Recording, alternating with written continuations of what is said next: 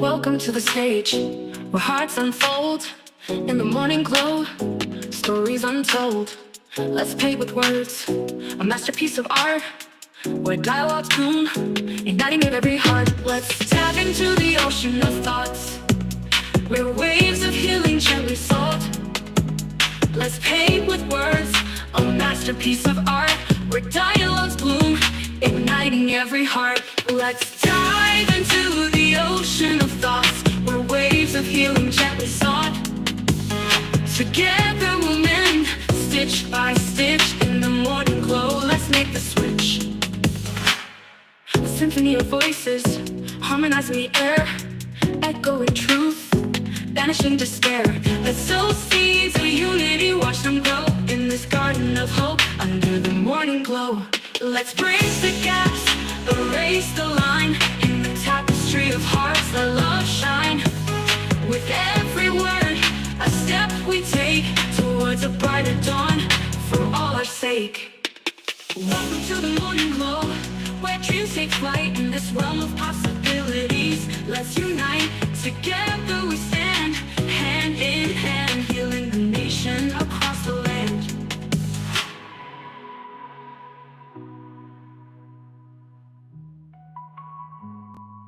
Let's dive into the ocean of thoughts, where waves of healing gently sought. Together we'll mend, stitch by stitch, in the morning glow. Let's make the switch. Let's dive into the ocean of thoughts, where waves of healing gently sought.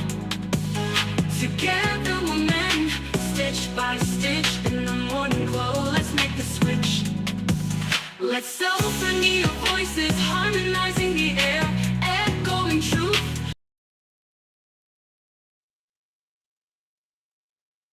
Good morning, good morning, good morning, good morning, good morning, and good morning, everybody. Good morning, everybody. Welcome to another episode of The Morning Glow. Welcome to another episode of The Morning Glow. Got a great broadcast lineup for you this morning, as I hope and I pray that we always do. I'm not important, just a question asker. My name is Raheem Ajmi out of Atlanta, Georgia, but I got my brothers from another mother, but we got the same father. First on the line is Badger. Good morning, Badger. How you doing this morning? Another day to be thankful for. Absolutely, absolutely. Toussaint, that is Donald Toussaint. Good morning, sir. How you doing this morning? Peachy King.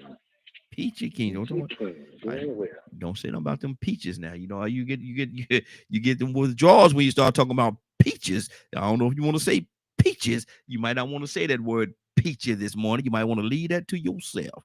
But but let me ask you, Toussaint, did I send you that clip about the I know I sent it to Badger. Me and Badger spoke about it this morning. Did I send you that clip about the people marching through the town, through the city and protesting or doing whatever they're doing? Did I send that to you?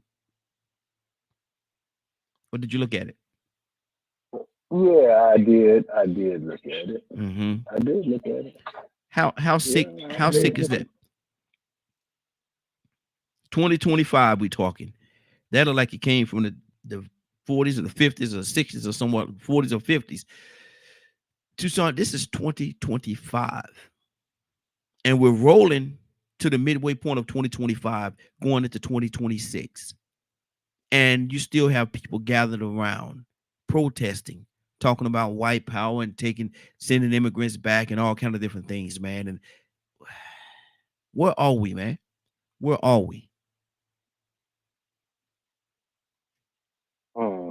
I'm gonna have a little background noise for a little while because we're talking right here. But let me explain something to you. Let me explain something to you. Explain it to me. Remember those folks that used to with the dogs and the hoses Mm-hmm. and the all of the houses, the communities that are now underwater, Yeah. churches that have been burned down, Mm-hmm. the immaterial um, issues and all of these people that we know that our mother and our father had to fight for, and then we come up and we definitely had to fight to keep it going. Remember those people that we were fighting? Yes, sir. They had children Mm. and grandchildren, Mm. and just like you teach your children, I want you to hear me. Yeah. No, I hear you. Yeah. I So hear you you. won't be surprised. I know you're not dumb, Mm-hmm. and I know you're not stupid. Mm-hmm. At least you proved that so far with me. Lord. Yes, sir. Come on, let's talk about it. But them same people, I'm talking about, they ain't got no sheets on. Mm-hmm. Now these folks were dressed apart. They coming out of the woodworks because we have a leadership that promotes it. Mm-hmm. I don't care who, don't say that. We got some of us, all right, along with them. Mm-hmm. I'm telling you. Let me tell you what kind of the ones that look like us. Let me tell you. Um, and I don't like to talk about nobody, mama and daddy, but this ain't the day Mm-hmm. that I'm gonna avoid that. Uh, Mr. Charlie don't like that. Mm-hmm. Yeah. Yeah.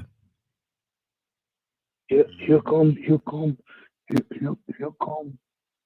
Charlie. Mm-hmm. Them people Wow. had children and they had grandchildren. I would almost go as far as to say they had great grandchildren. And here's the thing, Raheem, and I don't know if we've failed in that area,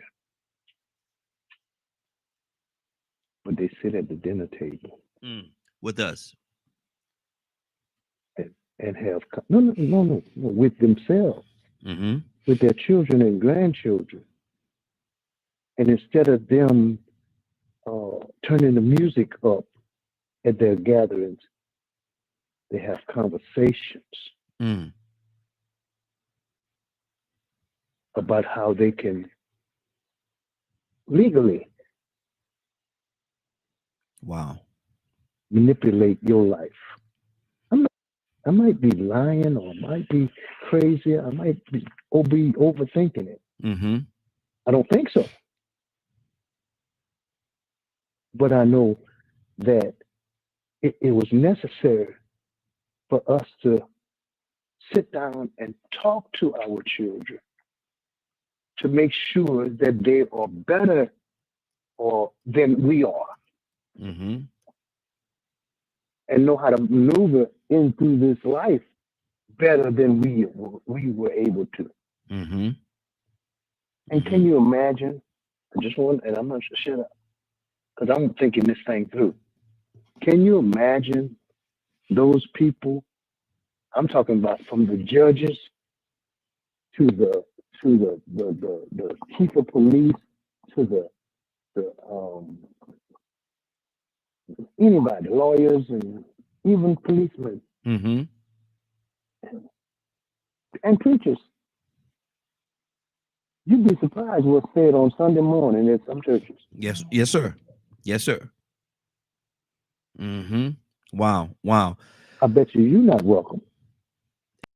At all. At all. And better not walk up in there. Better So not so walk up in there. so now since we have this Make America Great Again, when we used to treat them rough, Mm-hmm.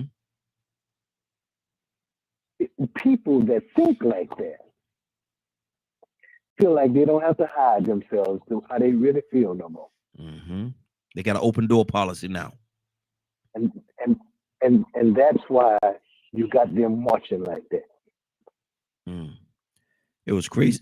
It was crazy to me. It was crazy to me just to see it, man. And like I said, and I understand and I agree with what you're saying. But just to see it, man, and let it be reality right there before you, man. Badger, talk to me, Badger. I sent it to you too, and I know you saw it because we spoke a little bit about it this morning before we went live. What's on your heart, brother? Man, it's I responded with wow, Mm-hmm. but I also said it doesn't surprise me. Mm-hmm. There's always been a group of people that had the supremacy um mindset, Mm-hmm. and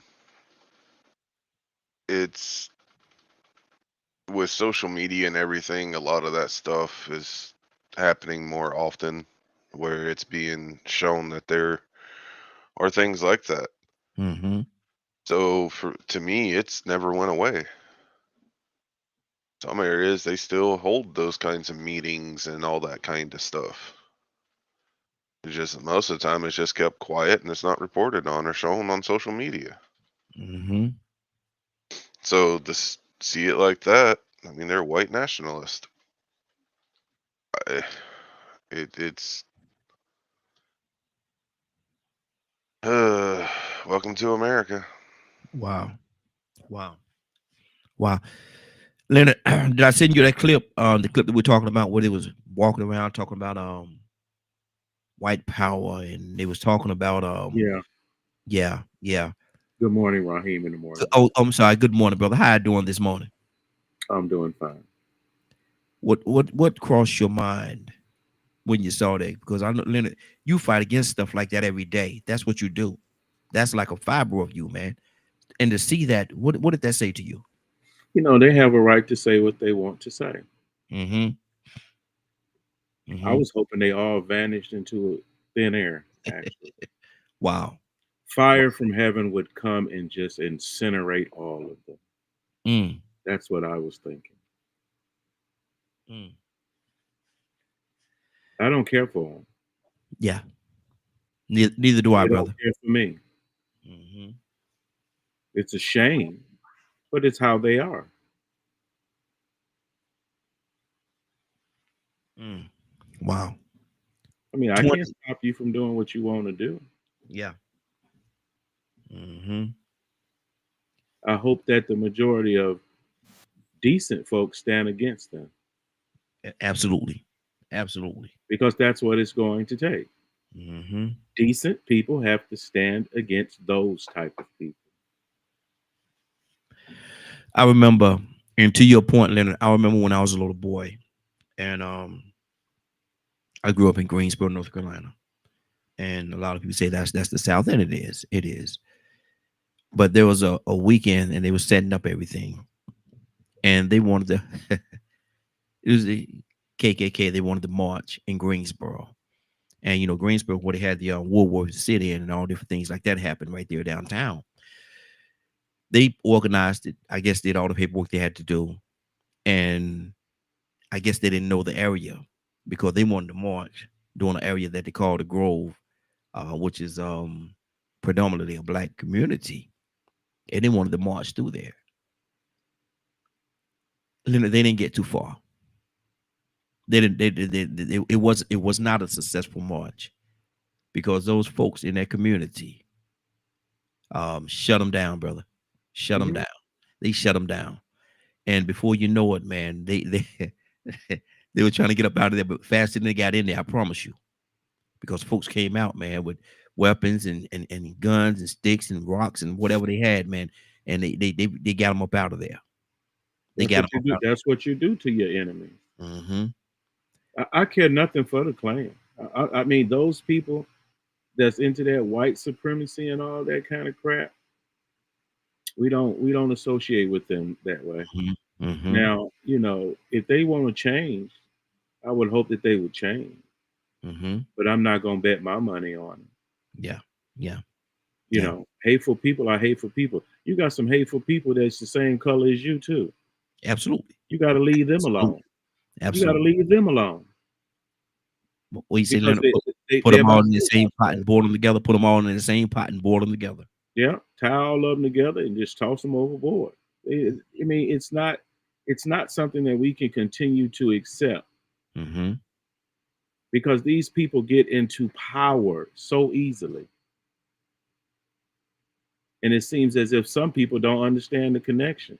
You'll tell me how smart you are, and we got to do this, and you got to take your behind down there and oppose the wicked when they are trying to take power.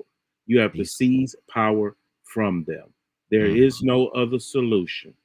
Now, if you want, take your things and run. If that's what you think, you can do that. And I'm not one of them types of folks. I'm gonna tell you something, Leonard, and this might sound a little weird, but if you're scared and scared of the confrontation or scared of whatever it is, I'd rather for you to just take your hat and your coat and run. Because I don't want you standing beside me and you scared, because you're gonna get a lot of people hurt because you're scared. Exactly, and that's what has happened. Yeah, to a lot of people. Yep, take your hat. If you scared, you ain't got to, ain't no shame on you, and I ain't gonna look at. Get your hat and your coat and run out the door and run the other way. Right. Just run. You scared, let you run. Go on about your business. I'd rather for you to run than to have you to stay here. I'd rather for you to run. Because it's getting to the point where it's almost embarrassing. Yeah. For me to meet people who know what is right but won't do it. Especially you people of color. Yeah. Exactly. You need to learn how to do what's right instead of what's white. You're tricking people into electing you, and then when you get the power to do the right thing, you look to massa to see if it's okay. Yeah. Yes, but now you. And I'm talking to district attorneys, black district attorneys, and black judges. Wow. You're gonna have to do better. I think there should be a harsher punishment for you. I know the Creator has something in store for you. Yeah, exactly. 508-924-3521. 508-924-3521. Y'all may be wondering. Somebody sent something to me, and I shared it with a few people. It was a clip of white supremacists. They were marching in, I think it was in Kentucky or somewhere, and it was quite a few of them. And they was marching down the street talking about white supremacy and this and that, and taking them to the border, protecting the border, and all kind of foolishness they were saying. But they were speaking out against a lot of people, and they was gathering and they was walking down the street loud like they are, and just that's what they were doing. And I'm asking a question right now that this is certainly not our topic for the day. We're gonna move on from this in a few minutes, but I wanted to address it this morning. Cassandra Alexander Green, good morning, young lady. How you doing this morning? Good morning. Oh, and I do have the clip, but I would not play it on these airs. I would not play it. I won't give it no shine on here. I'll talk about it, but as far as playing it, I won't do it. Cassandra Alexander Green, what do you think? I think I sent the clip to you as well.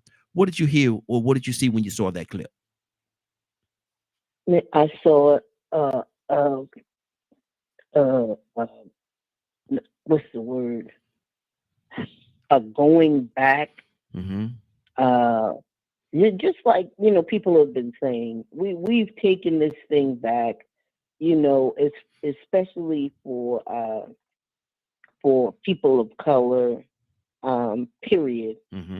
We've taken it back to the 1940s, 50s, 60s, and it's a dang going shame that in the United States of America, these people have done a resurrection like we've never seen before.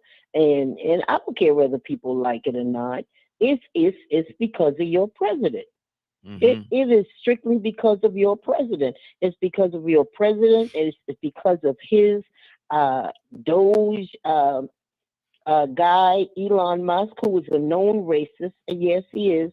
Just do your own research. He can't even go into some countries because he is of such a danger because of his white supremacist, white nationalist views. So, I'm not even going to address that.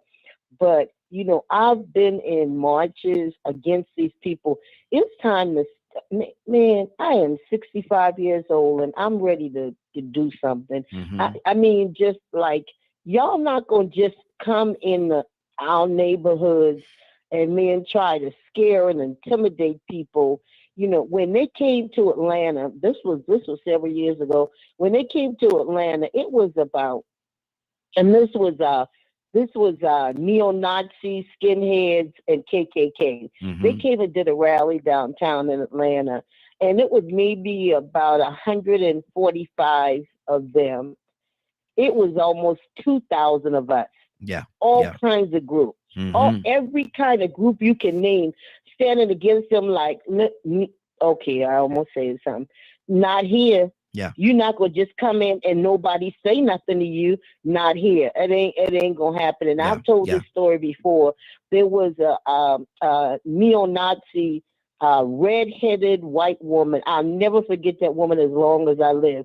And for some reason, I was as they were marching, we were marching on the side of where they were because the state capitol police and all these different people were trying to keep everybody separated.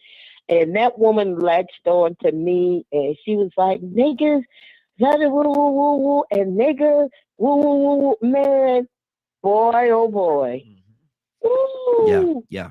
let me tell you, I was with Mr. Nathan Knight and Mhm. several other people, and man, it took every ounce of Holy Ghost and Jesus and everybody else to keep me from jumping over. Man, I wanted to knock this woman out. I'm Yeah. I'm I'm Yeah. serious Mm-hmm. because you Mhm. talking, you doing that intentionally, and that's the way they are. They're a bunch of okay. I'm gonna stop. Cassandra, and It's a I good agree. day. Huh? I said it's a beautiful day in the neighborhood. Yes, it is. And you said, Cassandra, that it is the quote unquote the president and then Musk guy that's doing He this. feeds that stuff. But They feed that. yeah. They feed that stuff. Mm-hmm. But see, my whole thing, and I do agree with what you're saying, but this have to be in them too, though, in the people, because Oh, yeah, absolutely. and so it's just they're giving them, like I said earlier, an open door to An be open door. to be who they are. That's Yeah, it, Raheem. yeah, That's when I say it's them. That's what I mean. yeah, yeah, They're now everything they're promoting is white supremacy. yeah, yeah. We better than y'all. We smarter than you guys. Mm-hmm. We're richer than you, and we're going to do everything we can to make sure that people of color don't have the opportunities Mm-hmm. to even make it middle class. Yeah, yeah, Not talking. Don't even. I'm not even talking getting to rich.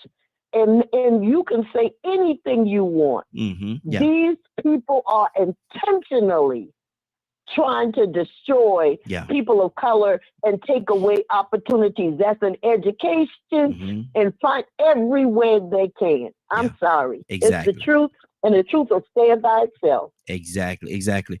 Miss Tucker, good morning, young lady. Annie from Mississippi coming to you next. I don't know if I think I sent the clip to you as well. Did you receive it? You didn't see it? Well, it's pretty much what I'm saying. They was marching and talking about white supremacists, all the little stuff that they do, the little jargons, whatever that they use, and talking about protecting the border and going to the border, and they're gonna do this and they're gonna do that and run them all out, get them all out of here in 2025. What's on your heart, sis? Well, this is something that they wanted to do all along. This was Mhm. Yes. prior to Trump even. Well, the I'll call it administrative situation, feeling this way, because if other people in the country didn't feel this way, he would not be able to propagate his agenda. So he's able to do all of this because you have people who are very willing to accomplish this, and I believe that we as a people have to know who we are and feel confident in whatever the outcome is. I don't think the people now, like the generation under us, are, I hate to say equipped, but I will say it for lack of a better word, Mm-hmm. or have the heart to do what our foreparents did, or like we could even do. I think the millennials are so caught up into making money and stuff. Fight. Mm-hmm. I don't believe it. I'd have to seeing it is actually believing it. However, we're next door to neighbors. I don't care what neighborhood you're in. We have a lot of people who felt this way and will continue to feel this way, and they've just been empowered by this situation, this administrative situation that we're in, to be bullies. That's where all these Karens and are rising up and just showing that ugly head because they've been empowered to do so. Wow. Amen. 508-924-3521, 508-924-3521. Annie from Mississippi. Good morning, young lady. How you doing this morning? Good morning, great morning, God morning to everybody. Annie, I know how you feel about this kind of thing. Talk to me, sis. What's on your heart this morning? Oh boy, Raheem, every day it's getting worse and worse in this country. Every time you turn the news on, you go on your phone, it's getting worse. Well, let me say he's getting worse. And his followers, he gave them permission to pull the sheets off and say what's in your heart and do what you want to do, and there'll be no consequences to your actions. It's just sad. It's horrible. I ain't gonna say scary, because God have not given me the spirit of fear, but every day it makes you wonder just how far do he plan on going with this thing. He's going after different groups of people every day, and you know, now every day is just something different. It was his plan all along, and he knows he's very sneaky, very evil, but he's also smart enough to know there are some dumb people out there that will do just what he tells them to do. So if he feel like he's being, ousted or threatened, he'll, do whatever he got to do. Say enough words, to say a little word game, and for his people, for the racists and for the bigots to do what they want to do in this country. I don't know. It's really that we are having conversation today.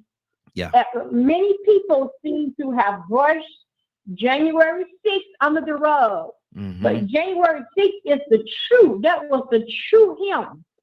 That was the true him, because he couldn't have his way. And I'm telling you, he's just sad. Him and that Elon Musk is robbing this country blind. It's cutting all kinds of federal programs out to keep the money in their pockets. He's purposely throwing this stock market off to get rich right in our face. And nothing is being done about it. And this is not even the beginning. Keep in mind, Raheem, this clown been in office for under 100 days. Now, I want you to think about what this country going to be at this time next year. It's sad. It's very, very sad. But here's my thing. I don't understand how people of color can vote for this. How? What in your mind makes you think this man loves you and wants the best for you? What in your brain makes you think that he's looking out for your best interest? What makes you think that? It's really sad. The Bible talks about ignorance, don't be ignorant, get understanding. There's a lot of ignorant people in this world. There's a lot of people that is comfortable. When you're comfortable with being stupid, there's no help for you. And there's a lot of people that's comfortable being stupid. They're comfortable being slow. They're comfortable being ignorant. They don't want to think no other way but being ignorant. That's why many people are where they are in life. You're comfortable being stupid. And Donald Trump is a con man.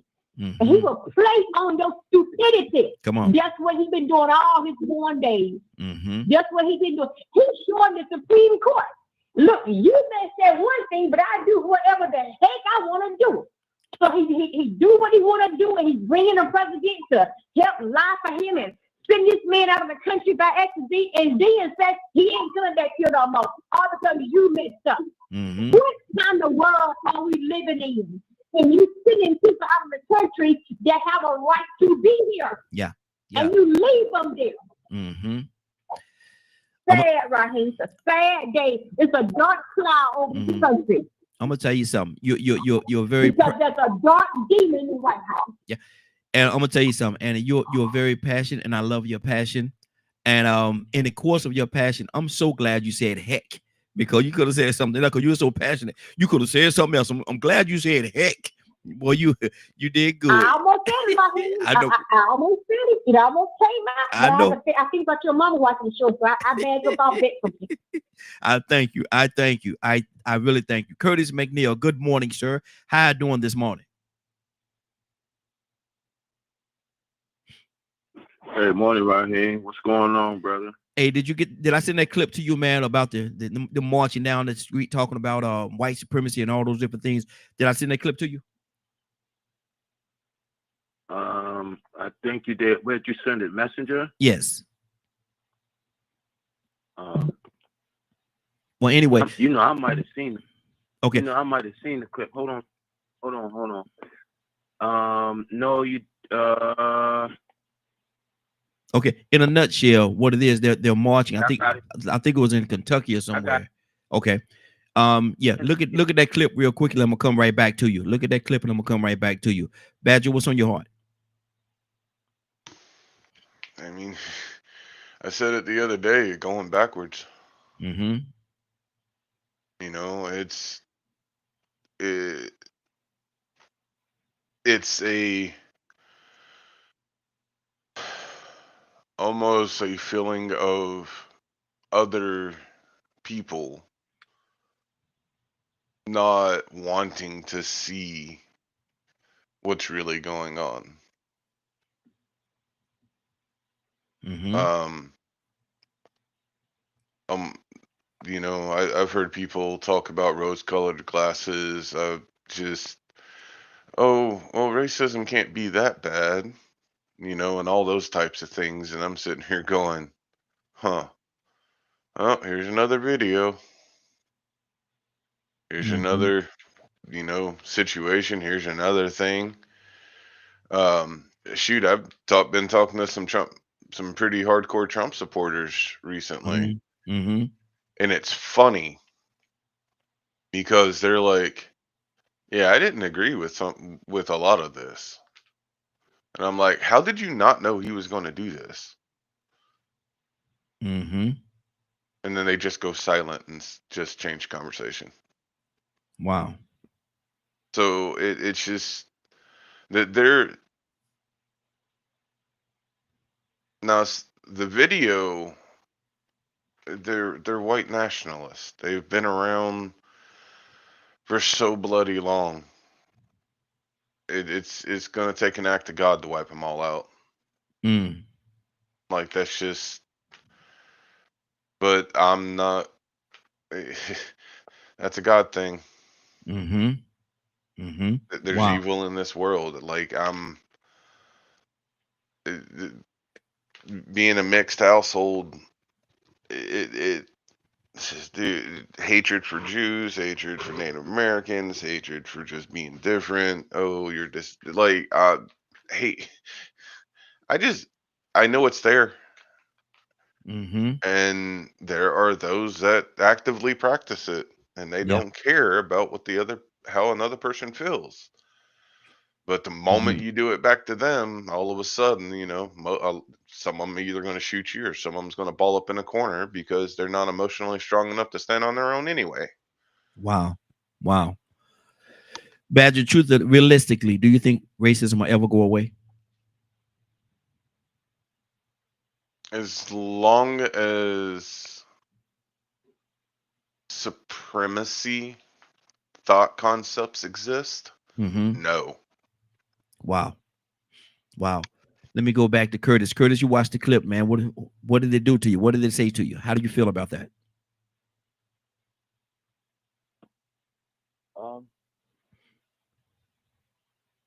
You know, Talking to the phone, brother. You're a little bit low.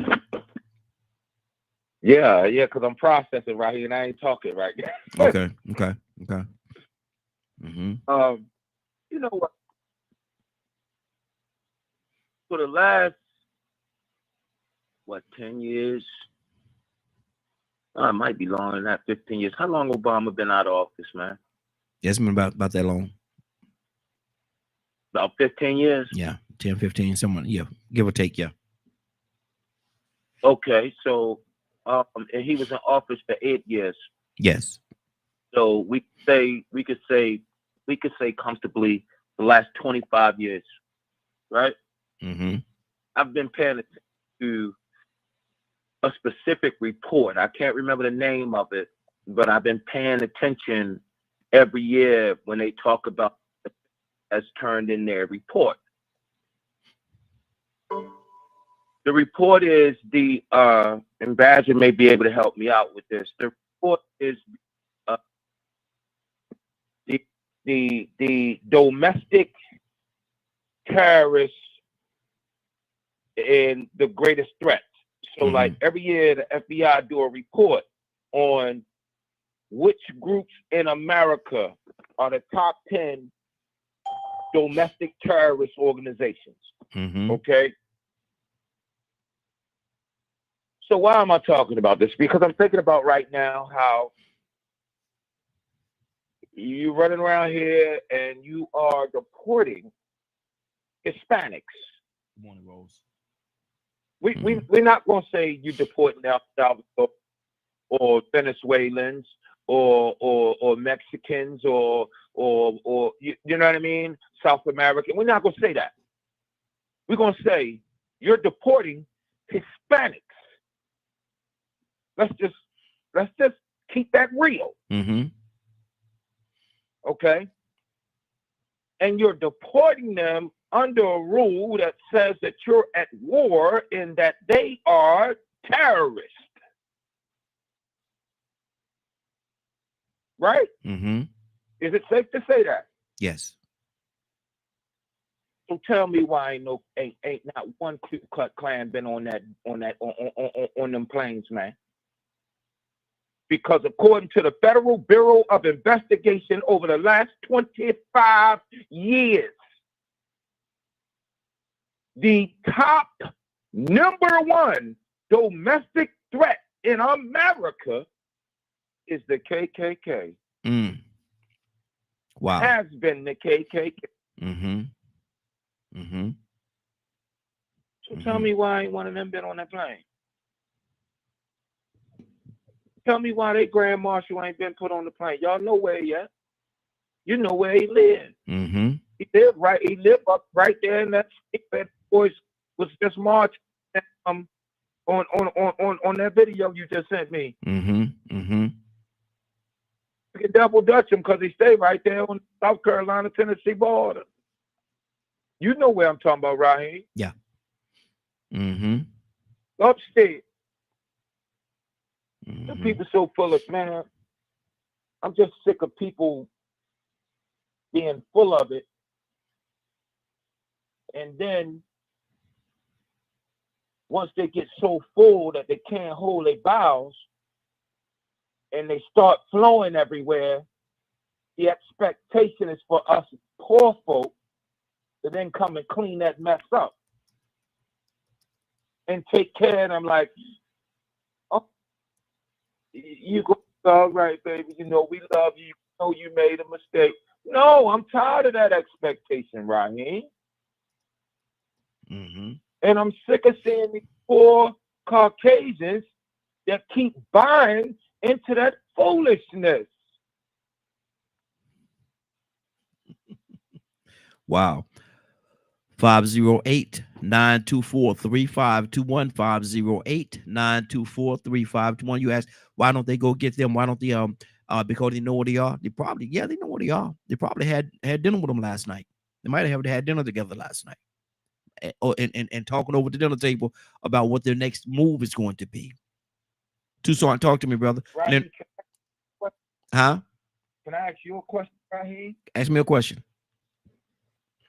Because I'm really, God putting this on my spirit, Raheem. Yes, sir. How did it make you feel when you saw that? Outside of disgusted, disappointed.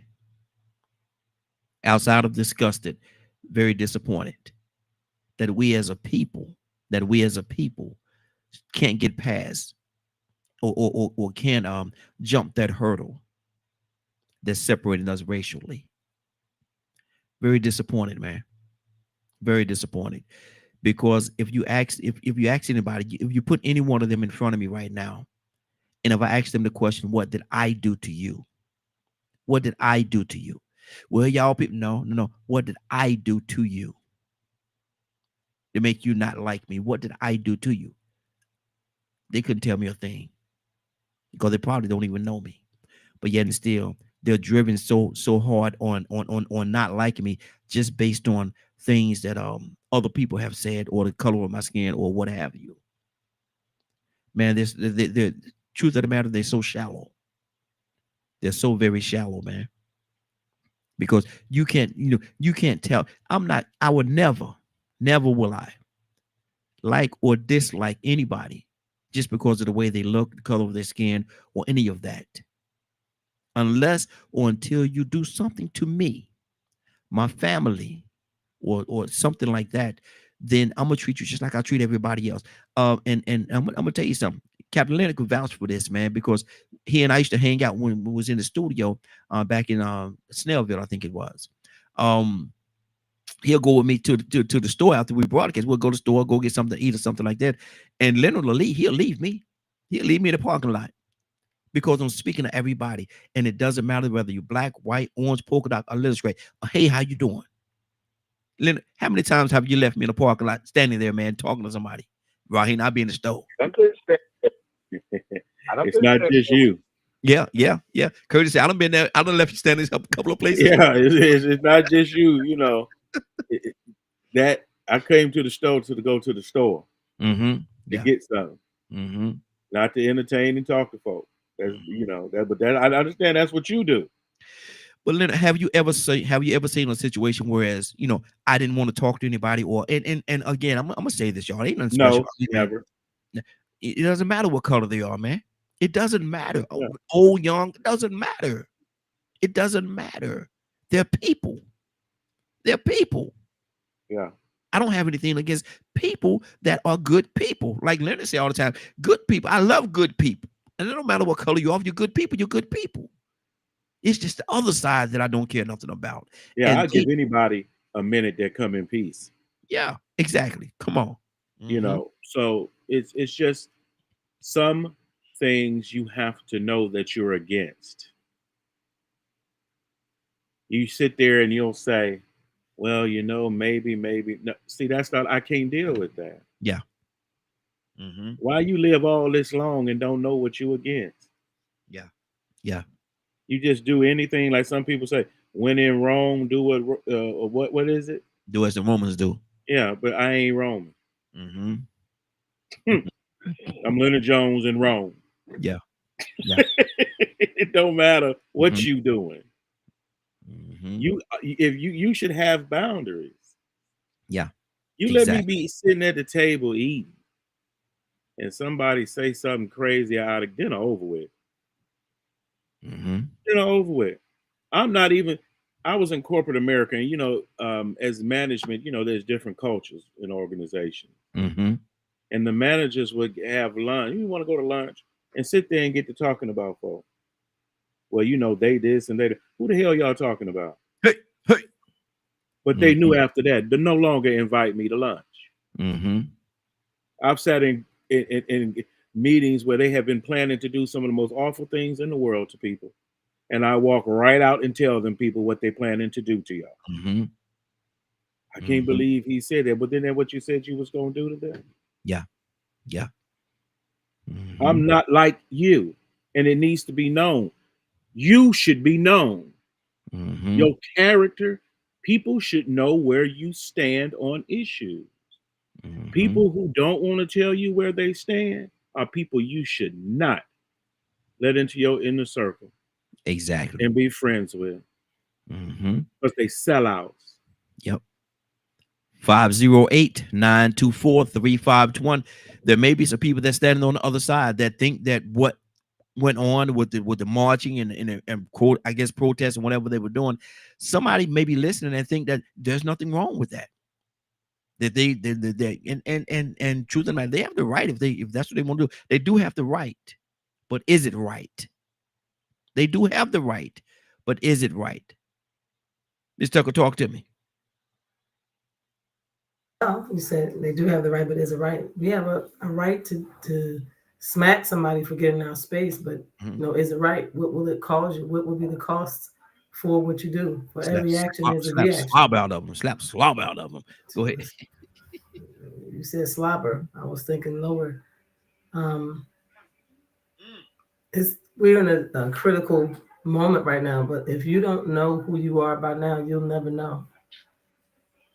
That is spiritually, emotionally. If you don't know by now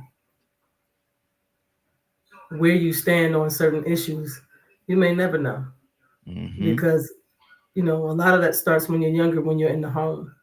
And some things we were taught by ignorance, but as you grow, you should be maturing and seeing how the landscape of the world is and say, hey, although I was taught this, I know this is what's right, or wrong. So I think I've taught my children. So if they act different than what I've taught, that's definitely on them. It's not because it's ignorance. It's a choice. Exactly. Cassandra Alexander Green, talk to me. You don't calm down over there a little bit? No, I have. But this is where my passions lie. Anything that has to do with injustice and inequality, those are the things that I have fought for over 40 years. And that is not going to change.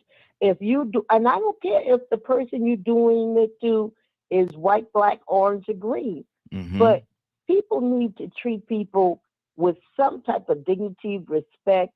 I was reading something a little early today where a lady was saying that the young man in El Salvador who is being proven not to be a part of the gang that they said he was, and has been ordered to be brought back here, and your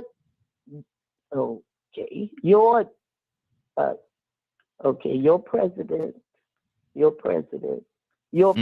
my president has stated that they're not going to try to get this man back. How do you put a person in prison and wrongly, and then say, oh, I'm not responsible for bringing them back? Now you want to deal with El Salvador's president to get money to hold him and U.S. citizens possibly, even though I don't care if they're the worst of the worst.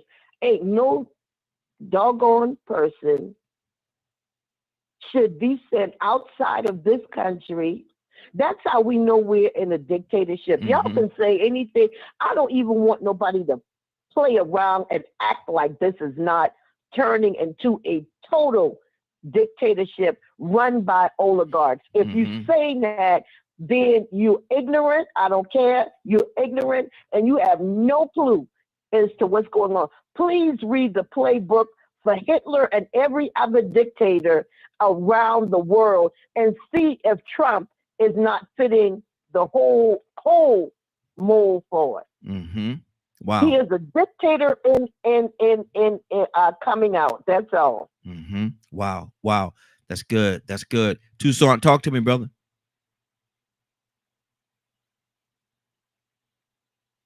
I don't mean no harm, but I don't see why we so surprised. Understand? I am confused. Why is that? Really confused. Why is that? Okay, so I posted something on the page right here. Why did Harriet Tubman carry a gun? What was the gun for? Them scared Negroes that wanted to turn around and go back. Right there. They'll get you killed. Yeah. They'll tell on you. They'll tell where you are. They'll rat. They'll expose the secrets on their way back to slavery. They had children too. I'm just telling. Yeah. Raheem, let me just explain something else. I'm not too bright. I'm really an ignorant person. Never. For real. I Never. must be. Because why would I want to, if I ever got the position, the highest position in the nation, why would I want to incriminate somebody like my dad? Mm. Mm. Hmm? Come on. Hmm? Come on. Come on. Keep going. Keep going.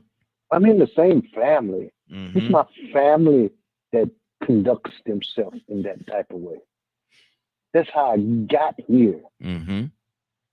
That's how I've some kind of way by this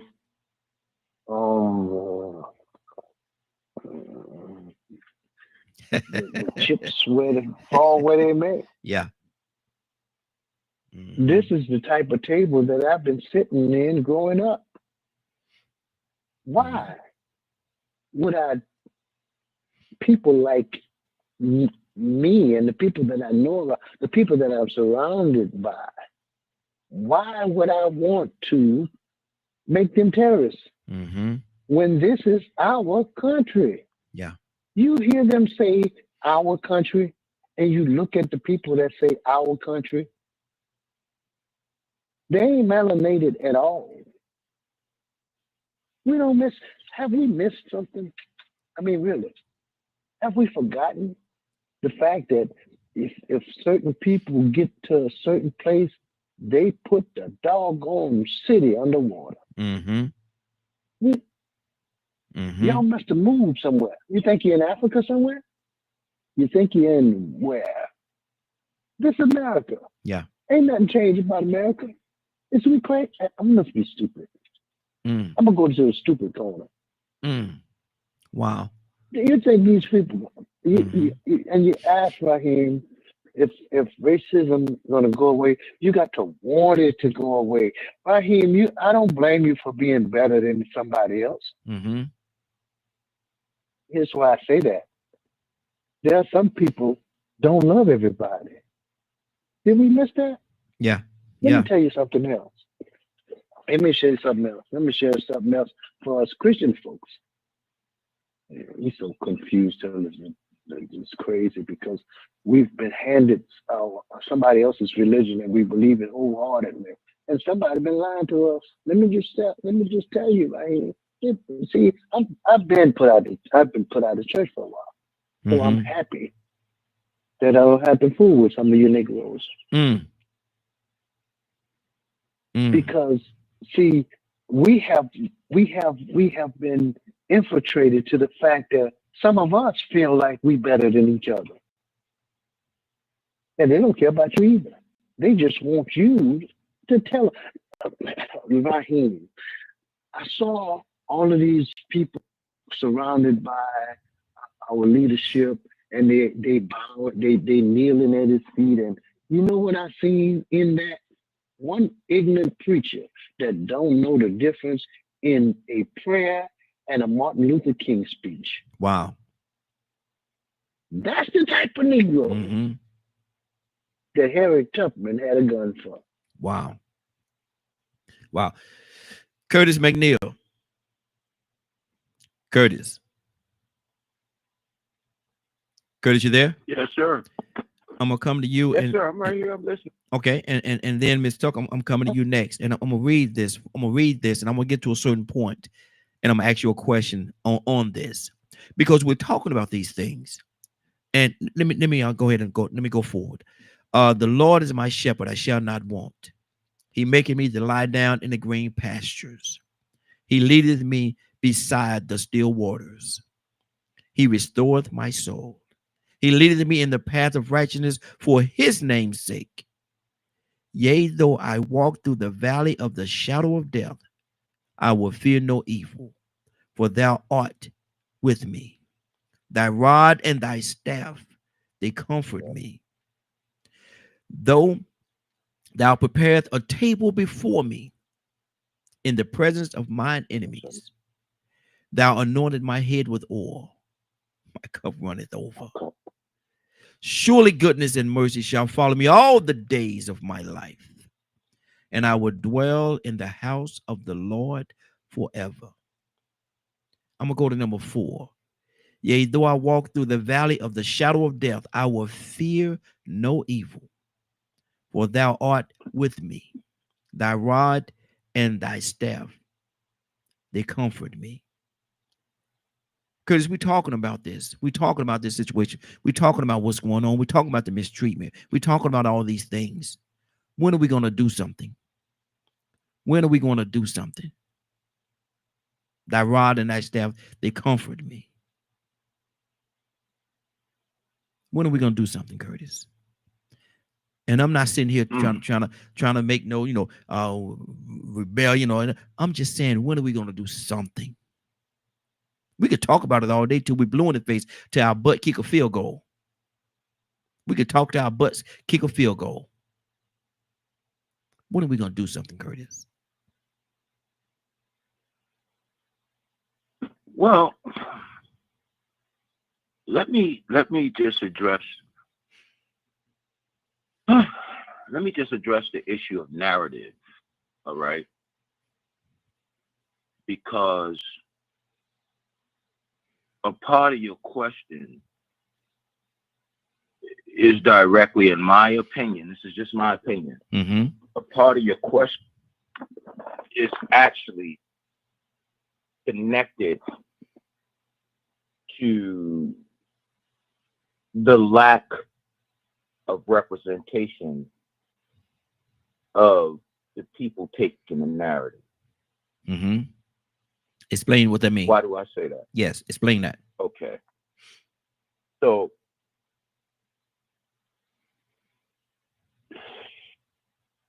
our media outlets only show these protests.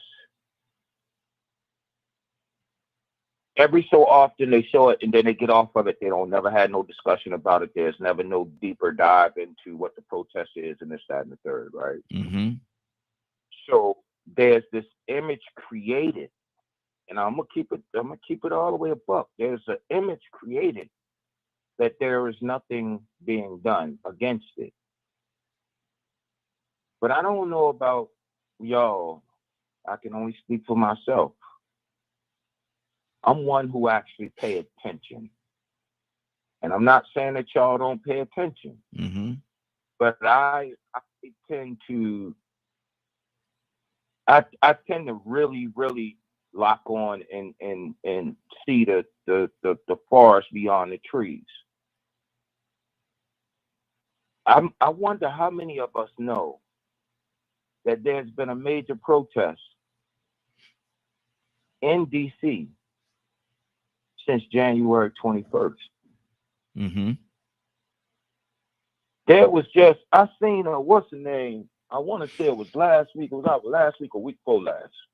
I was watching Morning Joe, and they put up a chart of where all of these protests was going on around America, right? And what they did was, you know how normally they give you a red dot or a blue dot where things was going on? Whoever designed that chart was brilliant because he didn't give you red and he didn't give you blue. You used to seeing that. He gave you a color that will stick in your mind, and that thing has stuck in my mind ever since I seen that report. He gave you orange dots, right? Do you know that about 97% of the United States was covered in orange? Here's how calculated it was. They all started at the same time. See, and that's beautiful, and I applaud that. I really do. I applaud that. But my thing is, there's so many people that want to do something, and so they need to know. People need to know what's being done and where it's being done at, and what fight they want to be a part of. Yeah. They need to know, man. No, you absolutely right. Now, here's the other thing that I witnessed with my own eyes because the independent guy from Maine invited the cast up to DC for a tour. Mm-hmm. Let me be the one to tell y'all, them switchboards is going off. As you walking through the halls of Congress, it ain't quiet. Mm-hmm. I've never heard that phones ringing.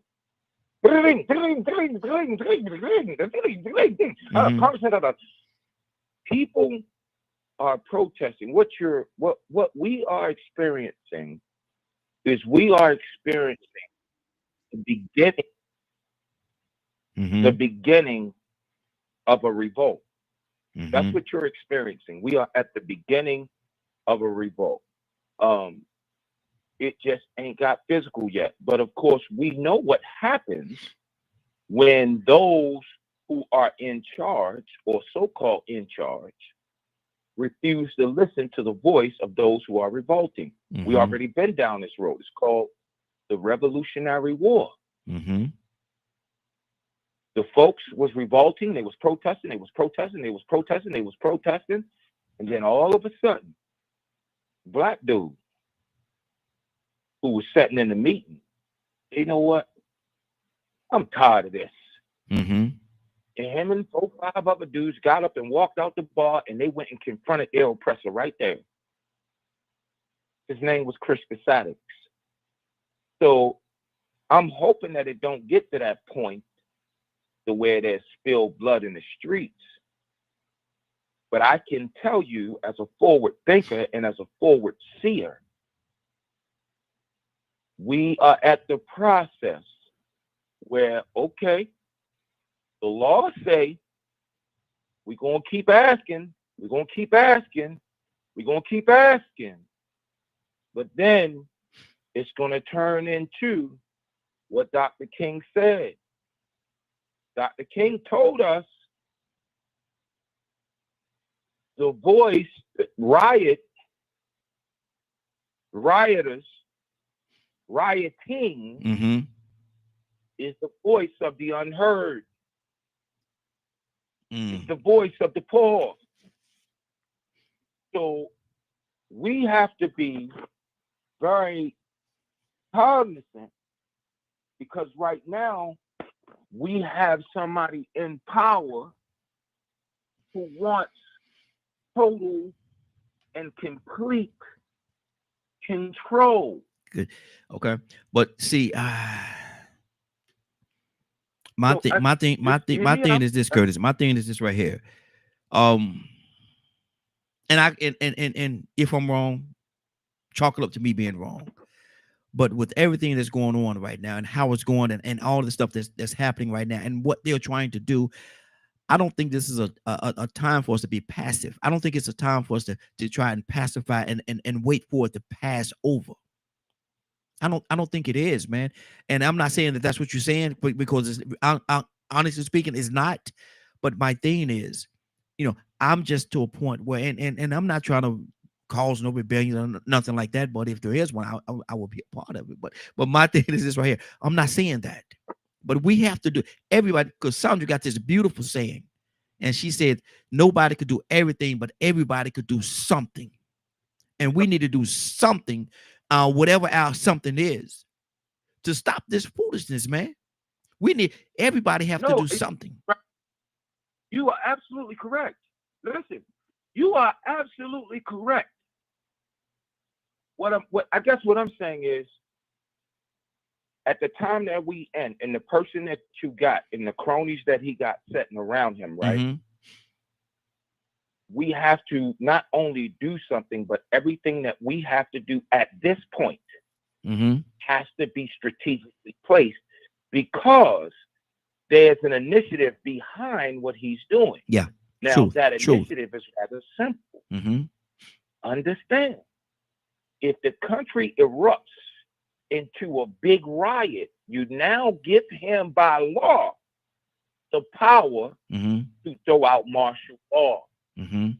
Mm-hmm. Okay. Right? Yeah. Yeah. You don't want to give that kind of man that kind of power. Mm-hmm. You Wow. understand? Because now you may, let's just say, on average, let's say we sat down and we calculated, right? If we move to that level, we can calculate we're going to lose 20,000. Mm-hmm. With that man in office, your calculation would probably be off by 150%. Okay. See, he don't have no problem doing whatever he got to do to get whatever it is he wants. He's not going to back down. Mm-hmm. Neither should we. And he has the total, you know what I mean? Mm-hmm. So I'm just saying, I'm not saying you wrong, brother. Listen. Yeah, I'm hearing you. I'm hearing you. But I'm just saying, at this time, you're right. It's time for us to come to the table and actually put down some marching orders. Like, real talk. Exactly. Right. It's you Yeah. know, it's time for somebody to start picking up baseball bats and all of that. Mm-hmm. Good deal. Good deal. Let me go to. Hold on, Kurt. You got to keep this thing moving. Hold on for a minute, bro. I'm gonna come right back to you. Hang out with us. Don't you go nowhere. Talk to me. Well, he said a mouthful. I agree with. We have to be strategic because he's being strategic. They were, that whole entire party and them other people were already strategic before, and we were caught off guard, not being prepared. In my opinion, the forerunners for a lot of this is the Nation of Islam, because some of us as believers are real docile in our approach. Yeah. We just have to be very, very careful because we're raising children, we're raising our grandchildren, and we don't want them to be the casualties of what this administrative situation can do.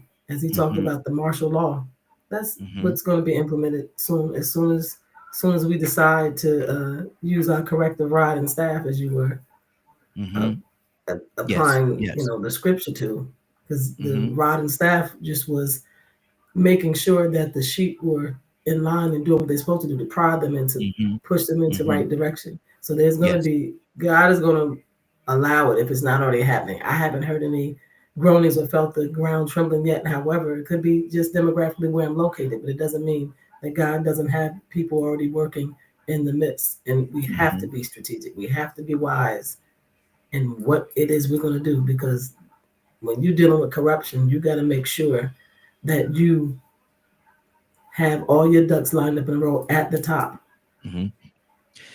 Let me ask you this question, sis. Reincarnated, not these people, but their ideals and their mindsets and how they did different things.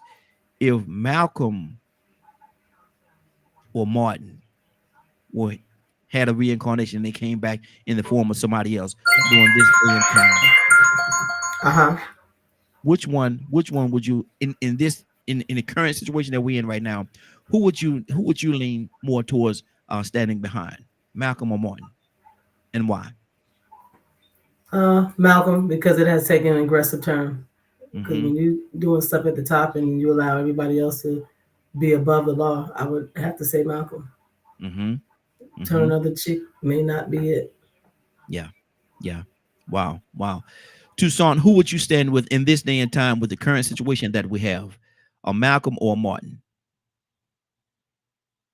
You know why I say that?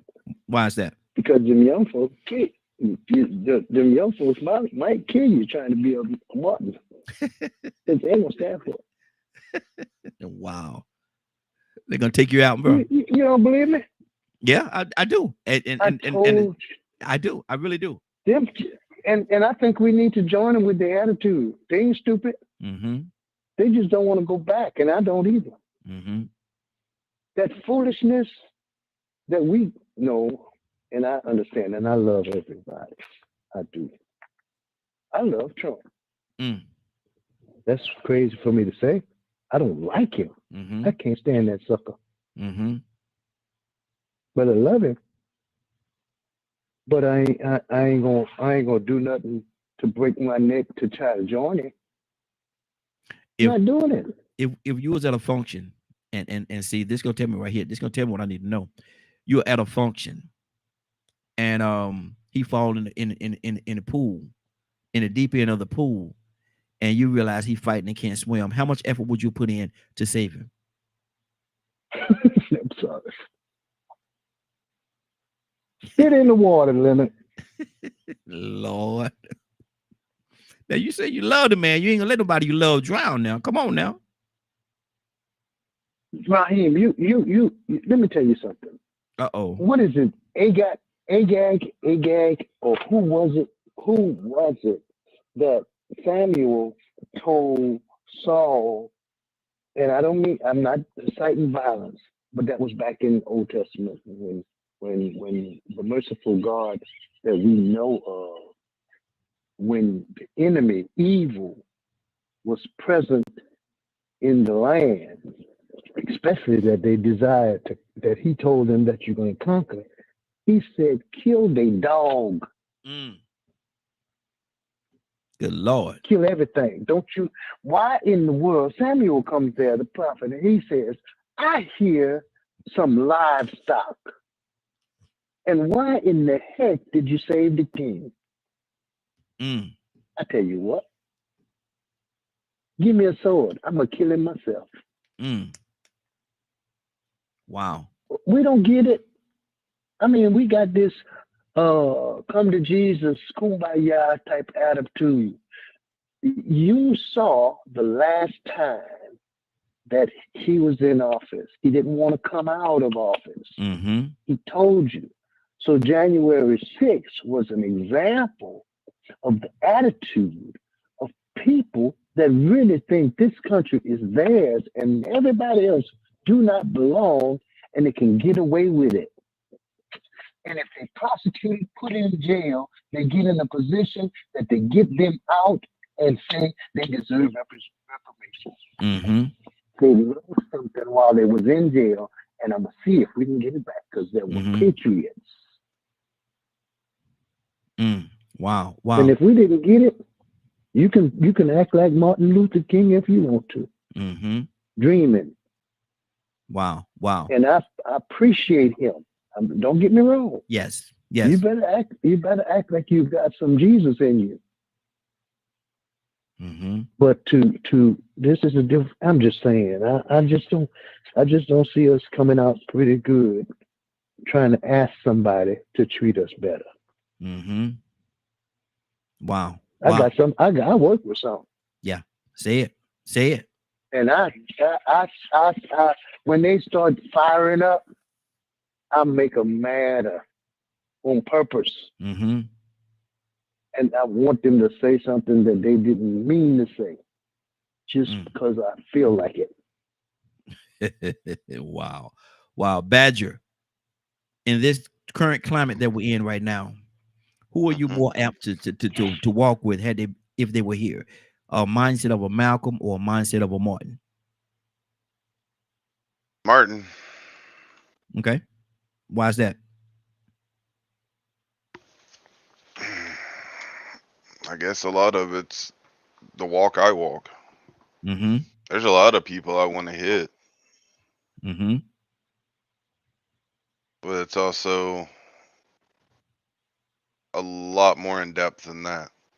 Okay. I've seen too much in history where violence versus violence has worked a lot less than when people truly came together.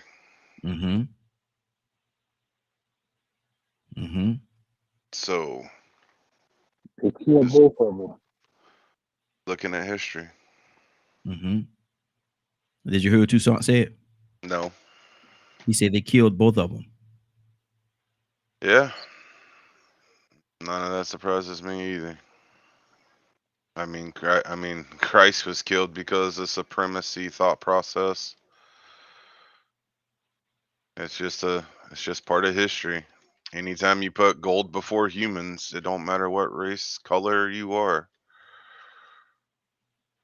That's why conversations about certain things, especially that involves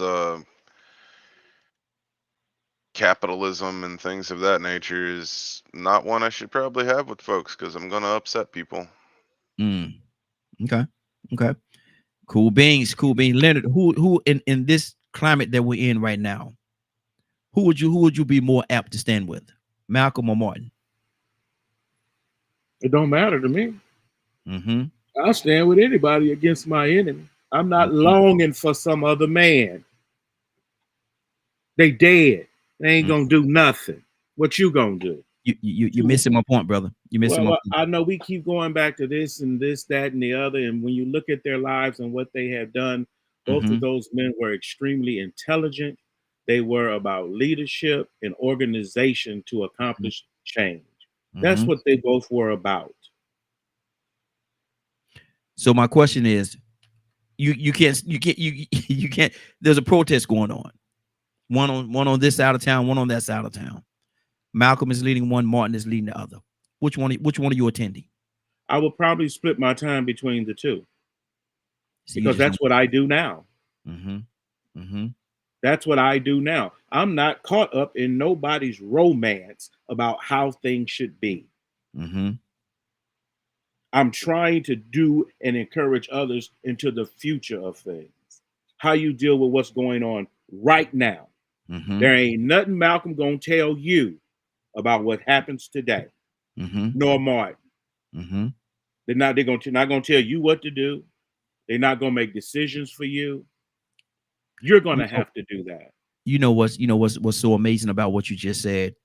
I watched a lot of Malcolm, and I watched Martin as well, and a lot of the things that they're talking about, a lot of the fights that they're speaking of during that particular time, on that era, could be applicable today. There's and they're still speaking of some of the things that they're speaking about is still going on today. So I think it's very we know what they did. Odd. What are you going to do? I think it's very odd that how relevant those speeches back in those days are even till today. They ain't no relevant than what you say today. I think they are. Those men were just famous. There are so many soldiers out here. I don't care saying about the same thing every day. But you caught up in the magic of it. No, you miss it. That's what TV does. If you think that, then you're missing everything that I'm saying, brother. If you think that I'm, and you say I'm taking it that you're talking to me. If you hear me saying that or any part of what you just said, then you're missing my whole point, brother. You're missing my whole point. A lot of people miss Malcolm's point. A lot of people miss Martin's point as well. Just like the average everyday Joe, right? Points are missed. Okay. Right. Some people just didn't care for it. So my thing is this right here. If I had to ask myself that question, who would I stand with today?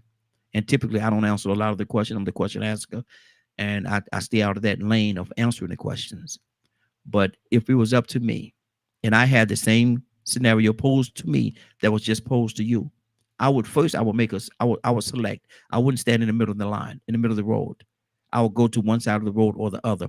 And the side of the road that I would want to stand on in this point in time is certainly with Malcolm. I will stand with Malcolm today. Like I say, I will stand with Malcolm. That's fine with me. At least you're doing something. Exactly. And that's why I think that my efforts would be more useful. Malcolm or Martin shouldn't have to be there for you to do what's right. Nobody said that. Nobody said that at all. I simply asked the question: if there was here people that had their mindset, a reincarnation, if you will, of Markham and Malcolm, who would you stand with? No, they don't have to be here.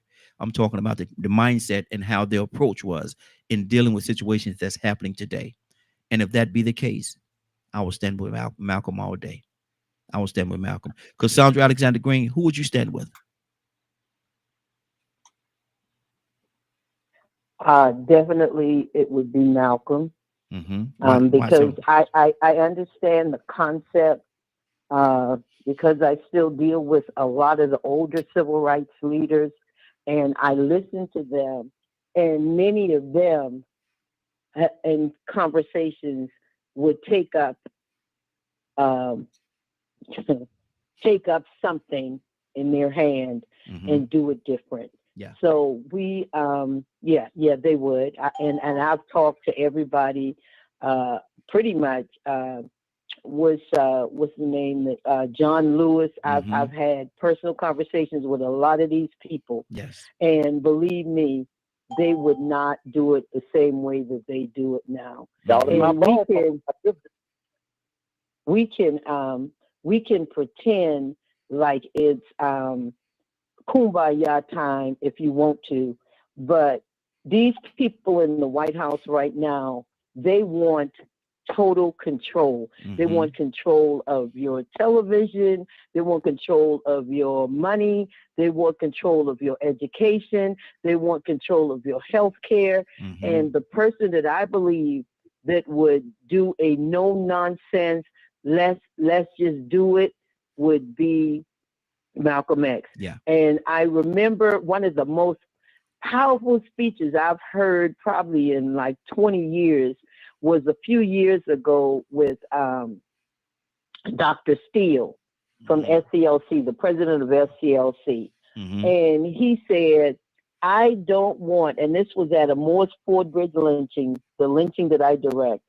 He said, I don't want no scared N-word with me. He said, because a scared N-word will get you killed. I mean, that thing sent shockwaves through my body. I mean, it was like, yes. Because if you're gonna fight for something, fight for something. Yeah. And people act like it's unbiblical to fight. Do people read the Bible for real? For real? Do people really read? Do they realize how many times God told people to go in and kill everything, including the dog? Including the dog. Kill a dog too. So it's good to have a mentality of kumbaya, my love, kumbaya, kumbaya. It's great to have that mentality. Yeah. But you better know that we serve a God that's a God of wrath, just like he's a God of love and joy and peace and all that other stuff. So I'm on a whole nother, I think, mindset than a lot of people. And it's okay. It's okay. But I'm not going to sit back and see my grandchildren killed or whatever, and I stand by and sing kumbaya. Yeah, exactly. Mr. Hicks, good morning, sir. How are you doing this morning? Rico, come to you next. Good morning, Raheem. Good morning, family. We asking a question, with everything that's going on in society today, if these two individuals, their mindsets could be reincarnated in somebody else and they had the same agenda, who would you more or less be standing with in this time frame? Would it be Malcolm X or Martin Luther King? Because those are choices, I picked Malcolm. Why so? Malcolm for sure. I think that Malcolm had a wider world view of human rights, and from that basis, I feel that Martin Luther King, he led black folks into the Democratic Party in mass. The last election, 98% of women voted for the Democrats. 87% of men voted for Democrats. I think that Malcolm was trying to guide people into a real understanding that the politics, he talked about the liberals, he talked about what was going on. But I think the flaw with Malcolm, and I was one of the young folks on the edge of what he said, when he said any means necessary, I grabbed that. I grabbed that. I thought that we were so oppressed that it would justify me, like you said, going to the Old Testament God, Yahweh, and destroying the enemy. But and it took me down that path. But the New Testament, which is a New Testament given after death, was the new commandments for all the people that believe to get their lessons out of the Old Testament. But he introduces God to us as Abba, as a father of love, of loving your enemy, and a whole different kind of psychological approach and spiritual approach to life. You know, I hear people talk about feelings, and I hear it, I feel it, but I've been in combat. I've taken lives. It don't leave you feeling good. It's out of the order. You know it. It's not what this this presentation we got of the Creator from Jesus, the Christ. He gave us commandments. He said, "You know my followers, because they do my commandments." Now the test of life is that when these things come up, do you resort to all other things, the philosophies, or do you still stand on the principles that he gave us? So it's a personal challenge, because when you emotionally involved, I was there, man. I was on the cutting edge. I'm not bragging. I'm just saying. When he said any means necessary, it split the nation into all these different, in the Old Testament, in the Gospel, we like the zealots. We were zealots. We stepped outside of the rules. We grew our hair long. We smoked cigarettes. We got mingled with the crowd, filtered into this revolutionary spirit, building little groups to be able to respond violently. We had no factories to build weapons. We had no guns. We had no medics. We had none of that stuff. It was folly. Wow. So your selection would definitely be Malcolm. For sure. Good deal. But at the same time, I would advise everyone who admires Malcolm to go to his source, go to those points of a solution to our problems that didn't involve immigrating in and trying to blend into American corrupt society, but setting up your culture. I think Malcolm and Elijah, they talked about the culture, the things that we did within our own self that destroyed us, and how to bring ourselves up to a level where we had to strip, getting out of the slave mentality. Okay. You know? Okay. Rico, good morning, sir. How you doing this morning? Man, happy to see another beautiful new day. How everybody doing today? Hey, doing good. These two individuals could be reincarnated into the form of somebody else. And in this current situation that we're in right now, Rico, who would you more be apt to stand with, Malcolm or Martin? 9 times out of 10, Malcolm. Why so? I don't never really just, I'll say, get unconditionally loyal or am I just, I agree with anybody 100%. I don't just sit back and say, because you my friend, you can always be right. I like things that both of them did. But there are some things that Malcolm did that I like more when it comes down to the, rubber hitting the road. And the nonviolent thing is what sort of made me feel, I'm going to say, negatively. I can understand the submission thing. I can understand wanting to walk in the path of Jesus. But, at the same time, I do understand that, you have to do an eye for an eye. You have to meet evil with the same force as good. You have to counter it with the same force, if not greater, if you want to destroy it. And I know that with the violence that they brought over history, when you're dealing with certain people that have the tendency to not have any concern for life, but to destroy you. Like I said, these are people that created nuclear bombs. They don't care nothing about life. They just care about power. And these type of people, man, I ain't fishing to walk arm in arm screaming no peace and this and that with these. I'm trying to get some people out of here without making it so obvious. You know how sometimes they say, man, every time they get a black leader, they kill them. And it becomes a conspiracy. Yeah. You can never prove that they did it. Well, guess what? They wouldn't be able to prove some of these big people in power were done. It was a conspiracy to get them. It would just seem random. It'd be so coincidental. But it would happen. I don't know how it happened, but it would happen. So I believe, you have to fight fire with fire when you're dealing with the devil. Some people believe in praying it out, but I believe in boots on the ground. And I ain't talking about with popping no fans. Yeah. Wow. Wow. Yeah. Yeah. I'm all with Malcolm, man, because Malcolm, he was on more or less when you start thinking about the Nation of Islam being segregated and more self-sufficient and educating your own. They didn't want in. They just wanted to be left alone. But I think with Martin was deceived on it in. And he wanted into that burning building, not knowing that he wanted into that building, not knowing that it was about to be bombed like the 16th Street Baptist Church. Mm-hmm. He didn't know it. Yeah. And he said it at the end. Mm-hmm. So that even lets you know that he was sort of unsatisfied with the decisions and the route that he took at first, because now he felt like integrating us into the standards of a beast, of a demon, was something we shouldn't have wanted to integrate into. Yeah, that's good. That's good. Tucker, Tucson, you wanted to say something? No. Go ahead. I thought I heard you in the background there. Okay, Tucker, talk to me, sis. Listen, this means we all have to come out of ourselves. It's definitely time. It's always praying time. That will never be praying. But faith without works is dead. Yes. We got to put some work in.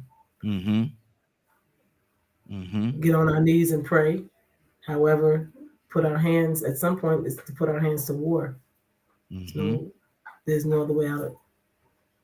Get down there, pray, stand up, dust them knees off, and go to work. Yes. And go to work.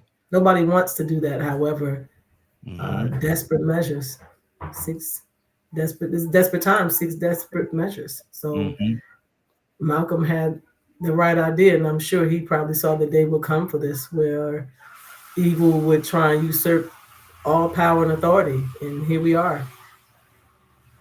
Here we are in this moment. You wouldn't think it would happen this soon. Nonetheless, here we are.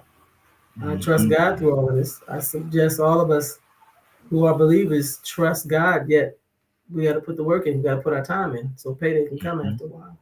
And be strategic and prepared. Don't just go out there haphazardly doing anything, because that makes us look aloof, foolish, and not prepared.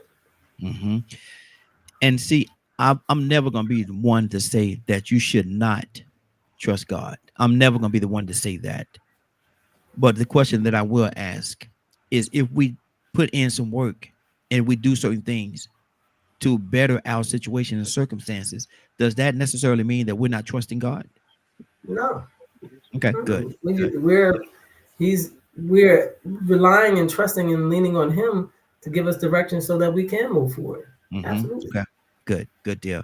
Andy from Mississippi and Tucson coming to you next. Andy, talk to me. We're asking a question right now.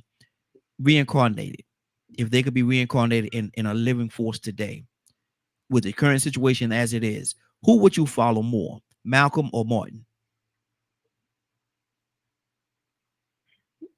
Probably Martin. I don't know a whole lot about Malcolm. I know, what most of the things I learned from listening to y'all on your show, but probably Martin. Martin was, he stood very highly for the Black man and equality and all of that. And like I said, I don't know a whole bunch about Malcolm, but definitely, King. I have, I followed him for a moment. I watched how he was so passionate about us being united, and us having our place at the table where we will be looked at differently. So I would definitely say Martin. Okay. Tucson, you wanted to say something, brother? Yeah, and I don't want to downplay what efforts Martin did, because the sad thing about this part of that we got to reincarnate somebody, because there is nobody. And when I think about it, if there was anybody that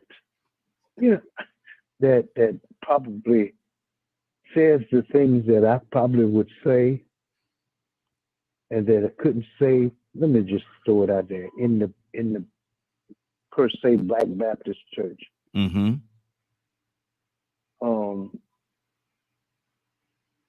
Farrakhan say it. He'll say it for me. Yeah.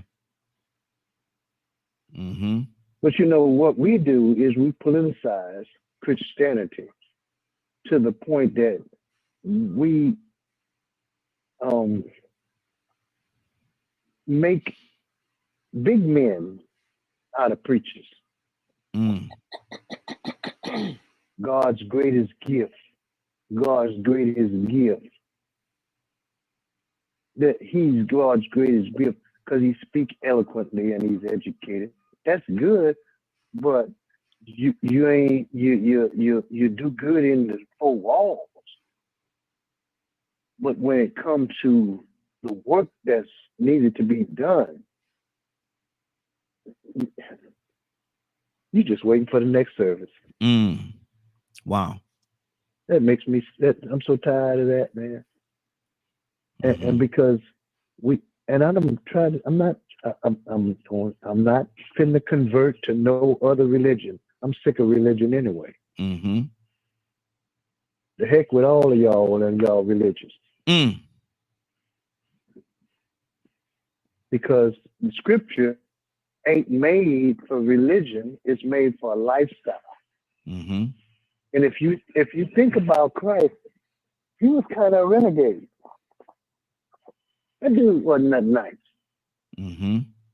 He'll walk up in church and he says, y'all bunch of hypocrites. Off with your heads. Vipers. you polish up the tombs, and when you get finished polishing them up, you clean the outside of the cup. But the tomb's still full of dead man bones. You're like raven wolves. And I've been a Christian all my life. Not somebody else's type of Christian, and I'm evolving every day. I'm sick of you. Because what we do is we talk a good game till our next prayer meeting. But when we look at people that are suffering, we don't want to help nobody. I'm sick of you. Yeah. Oh, wow. Talking that noise in the name of the Holy Ghost. Ain't saying nothing. The Holy Ghost ain't talk. You ain't got to talk in, well, I don't mean no harm. I'm not going to say that because somebody really going to get offended. You trying to be big. When your kids live in a double life and you don't even know it. And they 12. So basically, you laying hands on people and go home and raise holy hell. Sick of you. Now, Toussaint, are you saying to me, and I want to understand, Curtis, coming to you next, brother. Are you saying to me that people be speaking in tongue but lying in English?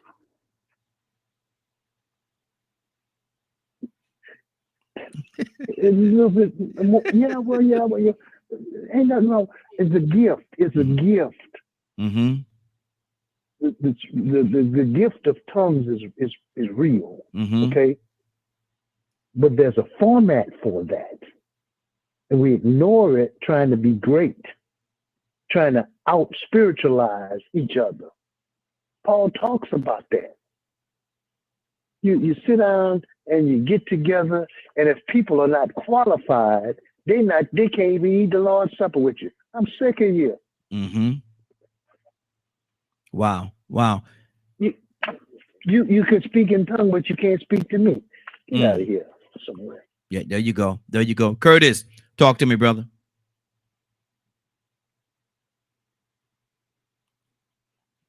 Well, there's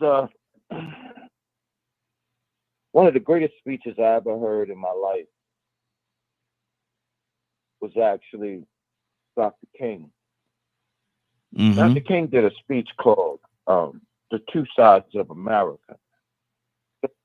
I keep hearkening back to when you and Lent was having that conversation.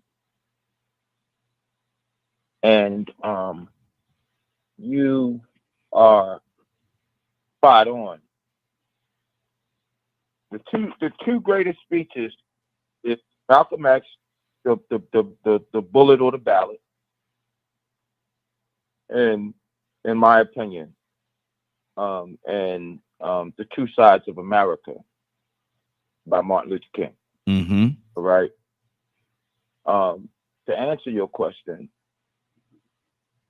I would 9 times out of 10 be standing in today's world, in this world we're in right now, standing with Malcolm. And here's why.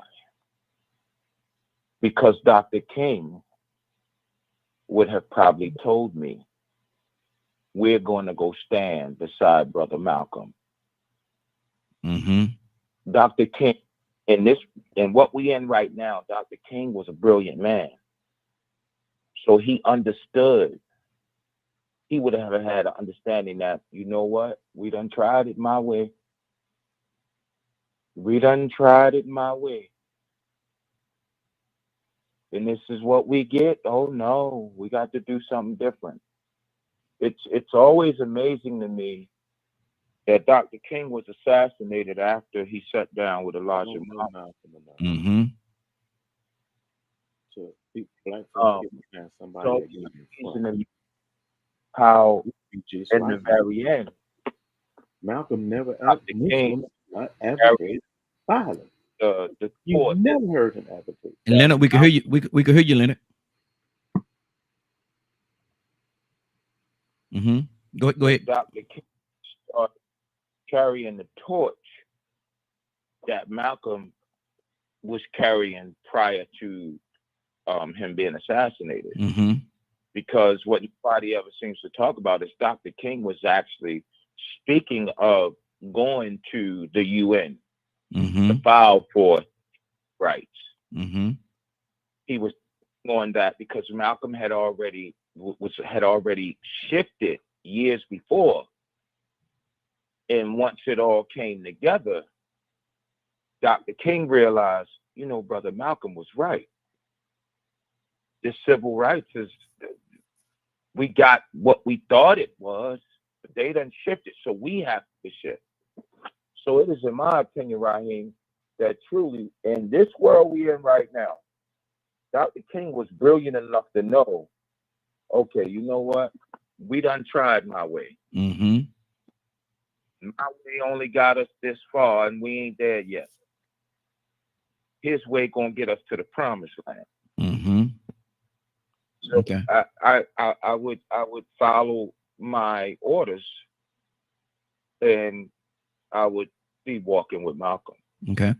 Leonard, you wanted to say something, brother?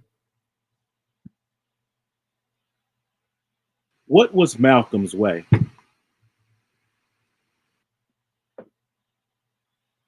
Malcolm's way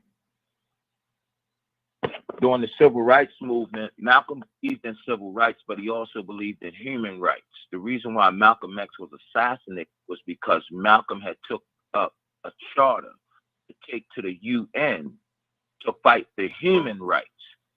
If that would have went to fruition, then that means that those Bull Connors, those what was the governor of the governor of Alabama name? The one that came up here to Maryland and got shot 5 times, put him in a wheelchair for the rest of his life. George Wallace. George Wallace. George Wallace. Yeah. Okay. Those people who the people who bombed the church and killed the 4 girls, all of those people that was in the mix of that could have been brought up on trial for manslaughter, murder 1, murder 2, and all sorts of things, because Black folk would have gained human rights according to the UN. Now, not only that, if the UN would have proved that, Black folks would have been able to receive some form of reparations like the Jews did during the Holocaust. Malcolm's way turned to asking the United Nations to put their eye on us and come to some kind of agreement that we deserve human rights. You get civil rights. Civil rights is local. Malcolm wanted to go international. Civil rights is national. That is within house. Human rights is international. So that was Malcolm's way. Okay. Leonard, did he answer your question?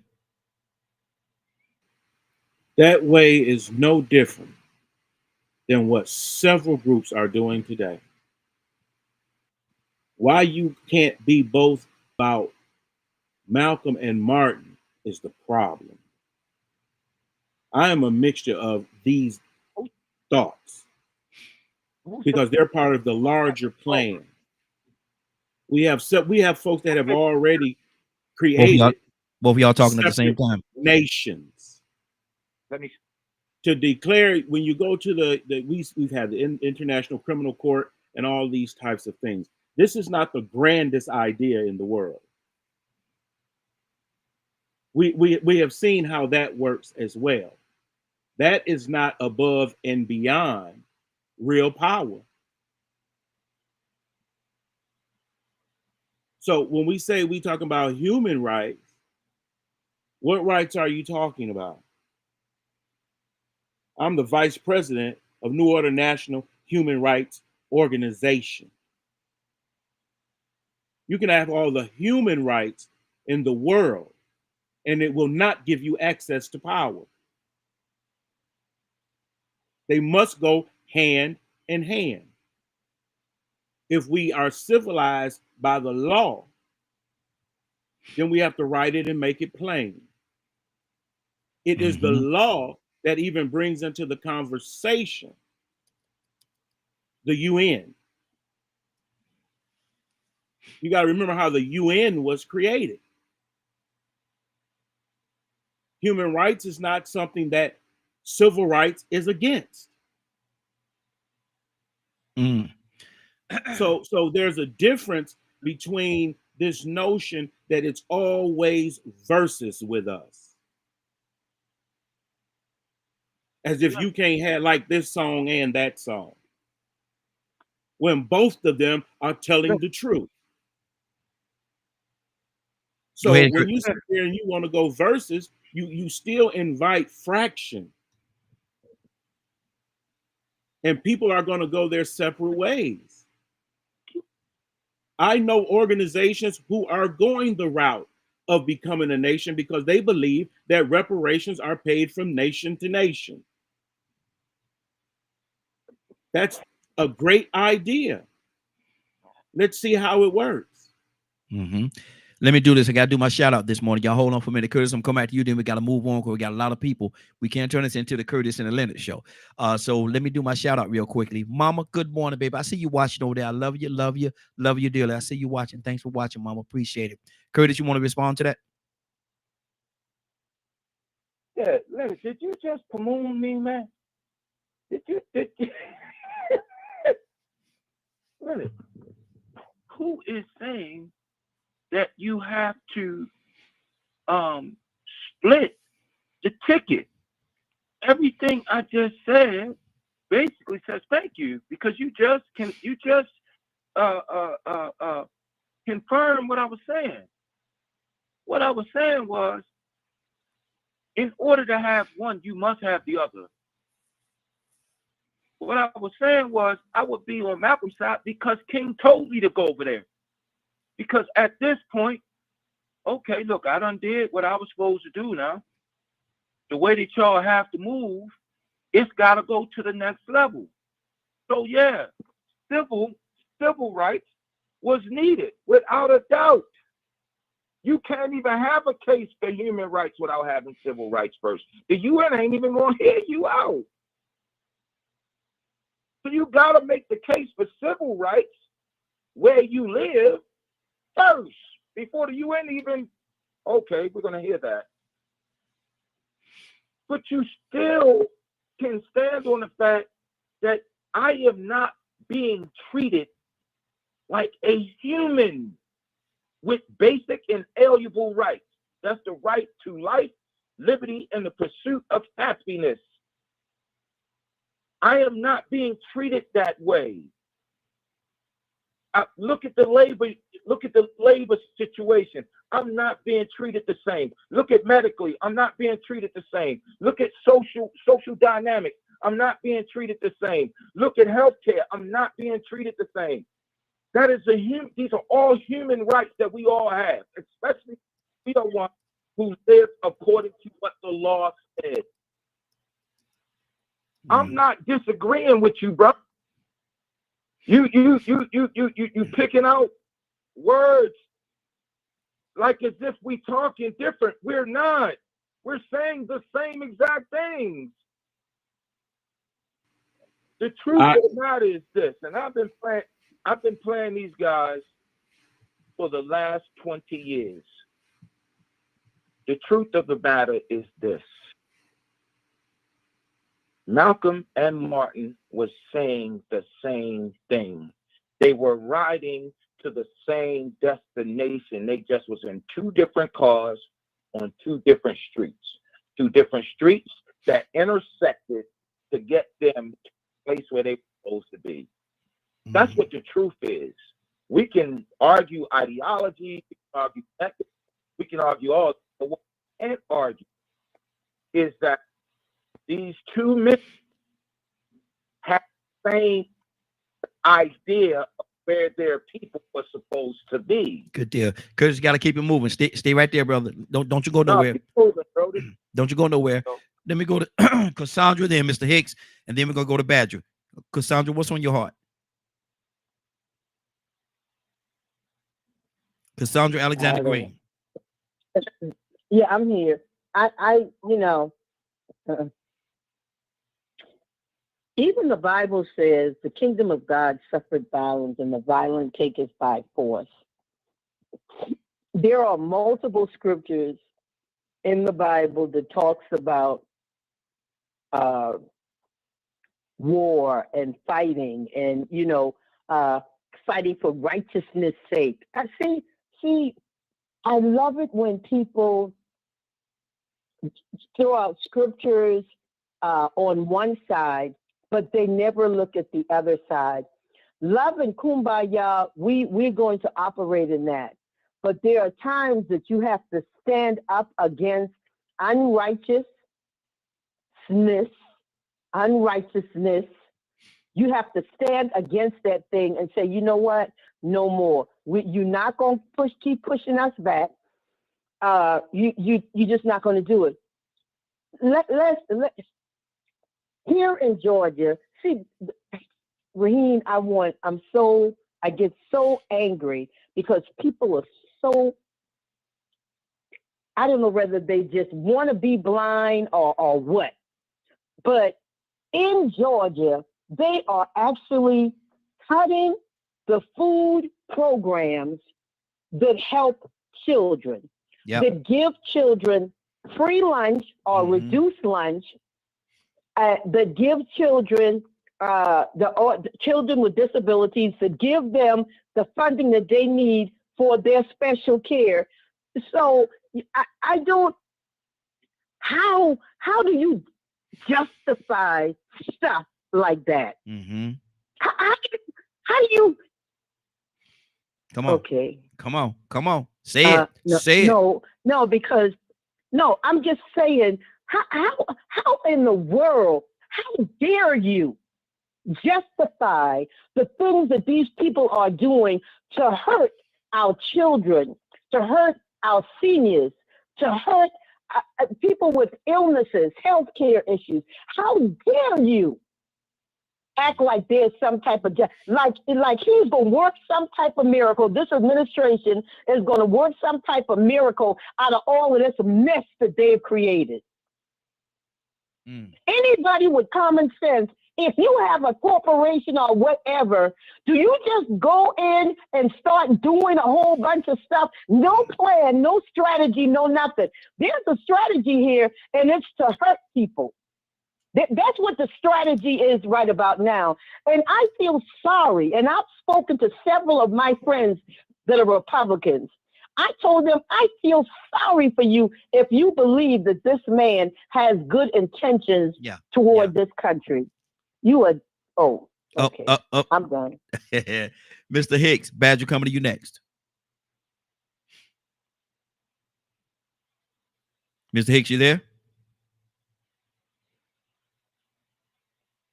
Okay, Mr. Hicks. Yes, sir. Yes, sir. Okay, there you go. Kind of power of technology. Yeah, I got you. Wow.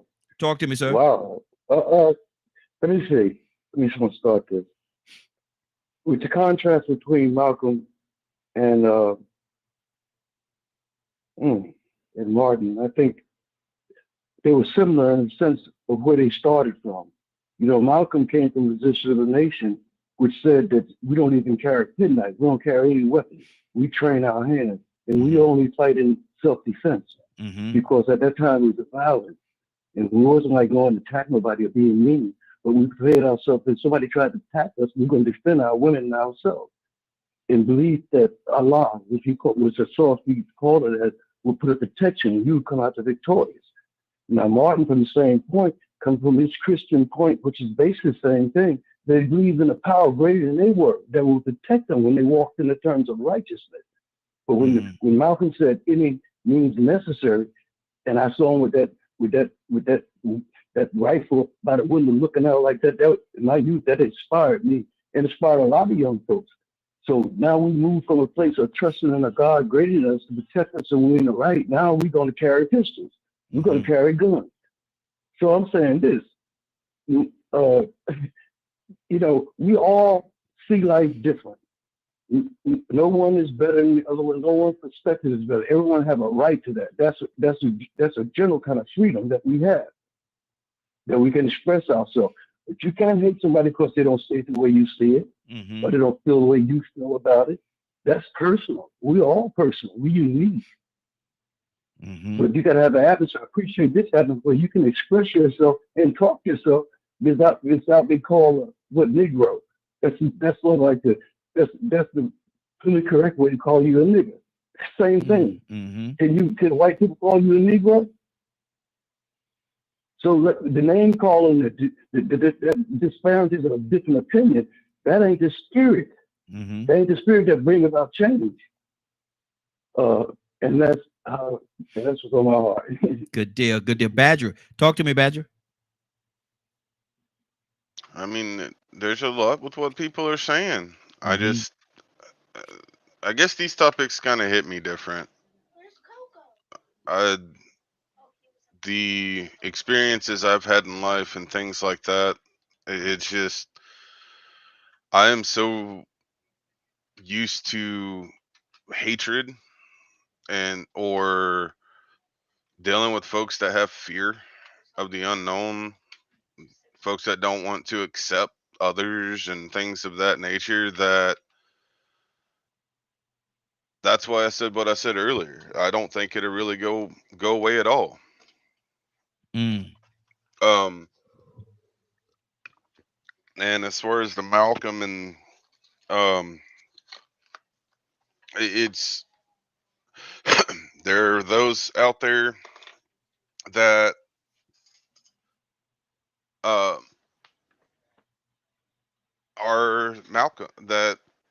the Malcolms. There are folks out there that are MLK and different other names you could throw out there, and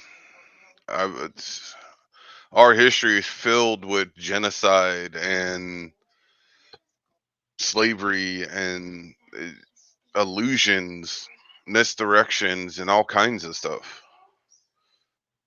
So, it's even been mentioned before, when was America great? And for some, it's the golden idol. Back in the 60s where, one person could, go to work and make $2 above minimum wage and be able to take care of their whole family, be able to buy a house and everything. Nowadays, you need about $15-$20 more than even no work. Like, so who would you stand with, Malcolm? Who would you stand with, Malcolm or Martin? Well, after listening to everybody and being true to myself, it takes all of it. It takes all of it for change. So just picking one, it is a separation. But that's what society likes to do. They like to find ways to separate folks. If I ask you, are you going to eat fish or chicken? You got to pick one. You can't eat both. You can't say I'm going to eat both of them because, you might overconsume yourself. And so my question is a simple one. Which one would you stand with in this day and time? I'm going to be honest. the more I think about questions like that, with the ultimatums, the more ultimatums. Wow. Wow. The more it goes into Yahweh or the devil. Who are you gonna stand with? That's the thing about being individuals with freedom of will. Okay. See, the whole thing, you went all the way around it and you still didn't answer the question. See, the only thing I'm trying to get out of you is an answer. That's all I'm trying to get. Don't, you say I try to steer you this way or that way. No, I just try to get you to answer the question.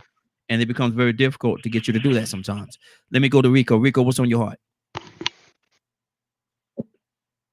Man, call Peter in here so this conversation could change. Wow. It wouldn't be going in this direction if he was in here. Mm-hmm. But it's easy, man. You said fish or chicken? Yes. Mm-hmm. Today I might be feeling like fish. Tomorrow I might be feeling like chicken. Exactly. Mm-hmm. Freedom of will. But see, even with that, you made a choice. On each day, you made a choice. Now, you don't have to make the same choice every day, but you made a choice. And my simple thing was pick one. Pick a side. Because that's what needs. That's what Kurt's saying. Yeah, exactly. And that's what makes it so confusing to people and for things to move forward, because people can't pick a side. They don't know where they want to stand. They want to waver. And you can't waver. Now, if you change your mind and you want to go the other way the next day, then that's fine. You have the right to do that. But make up your mind.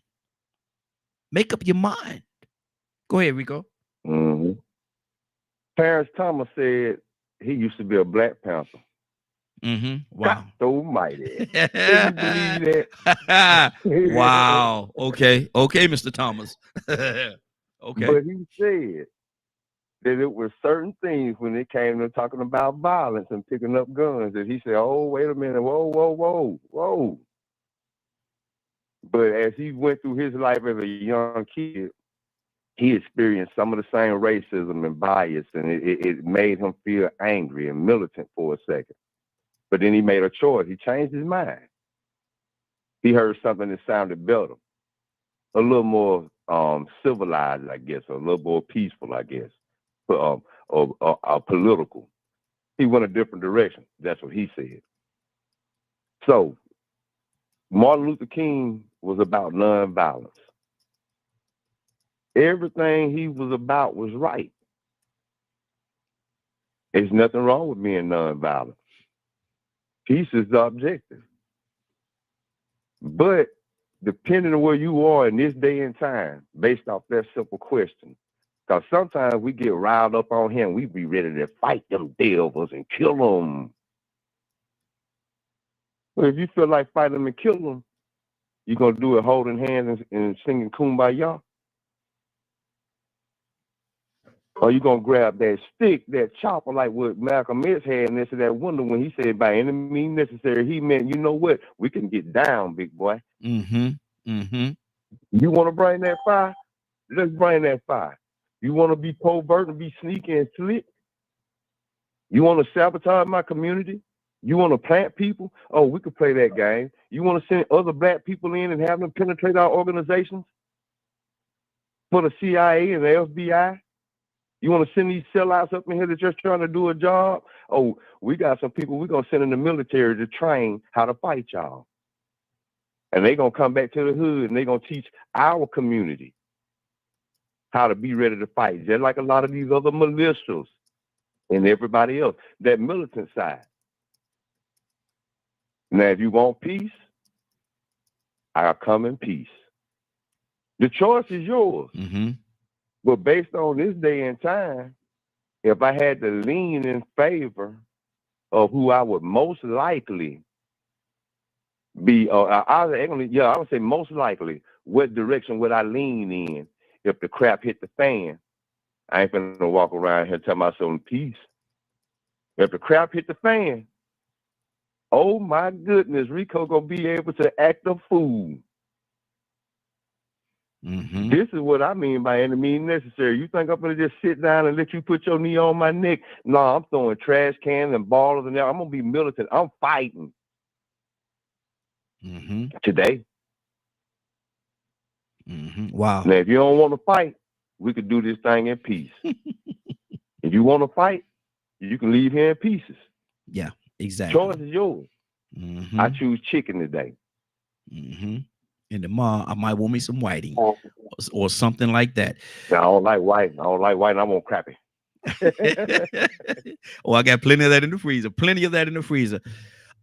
Bishop, good morning, sir. How you doing this morning? Hey, man, I'm doing wonderful, sir. How you doing? Hey, doing good, doing good. Good to have you with us this morning, sir. Asking a question: if these people were to come back reincarnated in other people, and they had the same mindset, they had the same mindset and same drive that they had when they walked in this current climate that we're in right now, who would you stand with? Who would you be more apt to stand with, Malcolm or Martin?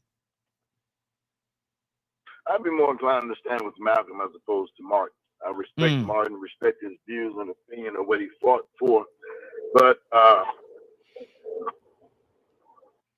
growing up in the deep South, Mississippi and Alabama, and experiencing some of the things that today's generation of children didn't get an opportunity to experience or live through Jim Crow or whatever, I would stand with Malcolm simply because by any means necessary, you're not come and do me any kind of way. And then I take the backseat approach, say, okay, well, I'm gonna let them slap me, I'm gonna let them throw rocks at me, I'm gonna let them, do all these negative things, and then I'm just gonna wait until my change come, and we shall overcome. But somebody will overcome dead. And as we move or matriculate forward, at the end of the day, you asked the question, I gave you an answer, and Malcolm is my guy. So that's just I just believe in speaking the truth. And one of my favorite singers, or more so rappers, is DMX, and he said, "I'm about to lose my mind up in here." So that goes along with Rico was just saying, Wow, that's good. That's good. Tucson, talk to me, brother.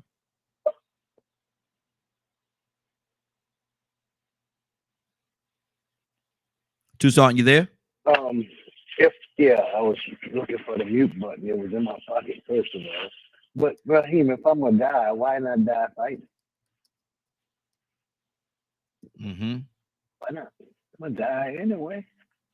Matter of fact, let me throw this out here for free.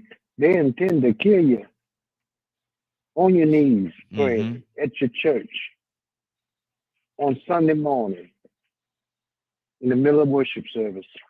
They want you out of here. You get out. We're working on them. You next. Because we brought you here under false pretenses anyway. And now we're sick of you. Because we wanted you free with nothing.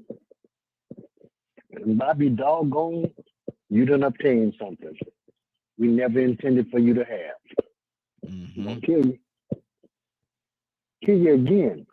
You know what? The amazing thing about this thing, when people are brought up out of a bad situation, mean and hateful people, they want to put them right back where they come from. I remember when even Jesus rose Lazarus from the dead. You know what them mean people said? When we catch him, we're going to kill him again. Kill him again. How dare you take him out of position of hopelessness. We like people with hopelessness because that means they got to depend on us. And if they don't like it, get out. Y'all don't hear that ringing in our ears? Y'all see who gathering? You ain't got enough money anyway. We're tired supporting you. We're sick of you. So what you got to lose?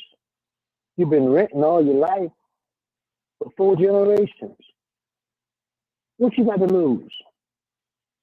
The repo man about to knock at your door already. You ain't got nothing to lose. So why not die fighting rather than, they're gonna help us sooner or later. This is our chance. They talking about, he talking about making America great again and we all gonna be rich. That's a lie.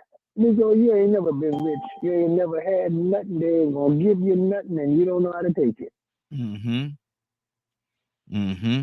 So not only is people that don't look like you sick of you, some of the ones that look like you sick of you too. Matter of fact, your child don't like you because of your attitude.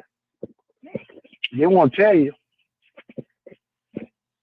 because you talk faith, but faith without work is dead. And these young folks, after they finish praying with you, if you can get them to pray with you and read your scriptures, when they finish that, they ain't taking your mess. They ain't doing it. None of it. Because if you're not careful, you wind up fighting your own child. Yes, on sir. this side. Yes, sir. At this time. Because there are people that have been waiting for a war. Yep. Now, when they fight, you see, the enemy don't do nothing but no prayers. He pray to his God, but his God tells him to kill them all by any means necessary. Come on. We want to, and look, I'm telling you, man, Martin Luther, I love this guy, man, because a lot of times you got to have some sense about yourself. He went to jail too. He was willing to go to jail. You got to be willing. So, oh, Lord, they're locking me up. Oh, they're taking away my freedom. They will take it anyway. Yeah. You ain't got nothing to lose. You know, they're going to cut off. They're cutting it off anyway. You worry about what they're going to give you. They ain't going to give you nothing. Yeah. God, give you hell. You done built the country for free. They use you up and put you out. History repeats itself. Now here we go again. The same old mess that you heard you heard your grandmama them talk about this. And you didn't believe them. Now you stayed at home because you say they're going to do what they want anyway. Well, look how this working out for you. Because they're doing what they want anyway, and some of you got nerve to vote for it. Now how you like it? How you like it now? Because you got to watch how you celebrate evil mistreating somebody else. Because sooner or later, they're going to come knocking at your door, little nickel. I'm sorry. I didn't mean to say that. Lord, man, look here, Rico, you've been calling for him, and he's here. Brother Pete, good morning, sir. How you doing this morning? Greetings, DKN Radio, Morning Glow family, social media listening audience. How y'all doing this morning? Hey, doing good, man. They've been protesting, calling your name out, brother. Rico, so. honor and respect, brother. Honor and respect, brother Rico. Salute. Listen, we asking a question: if they could be reincarnated in the bodies of other people, but they had the same mindset and same drive and motivation in this current climate that we're in right now, with everything that's going on, who would you be? Who would you follow more? Would you follow Malcolm or Martin?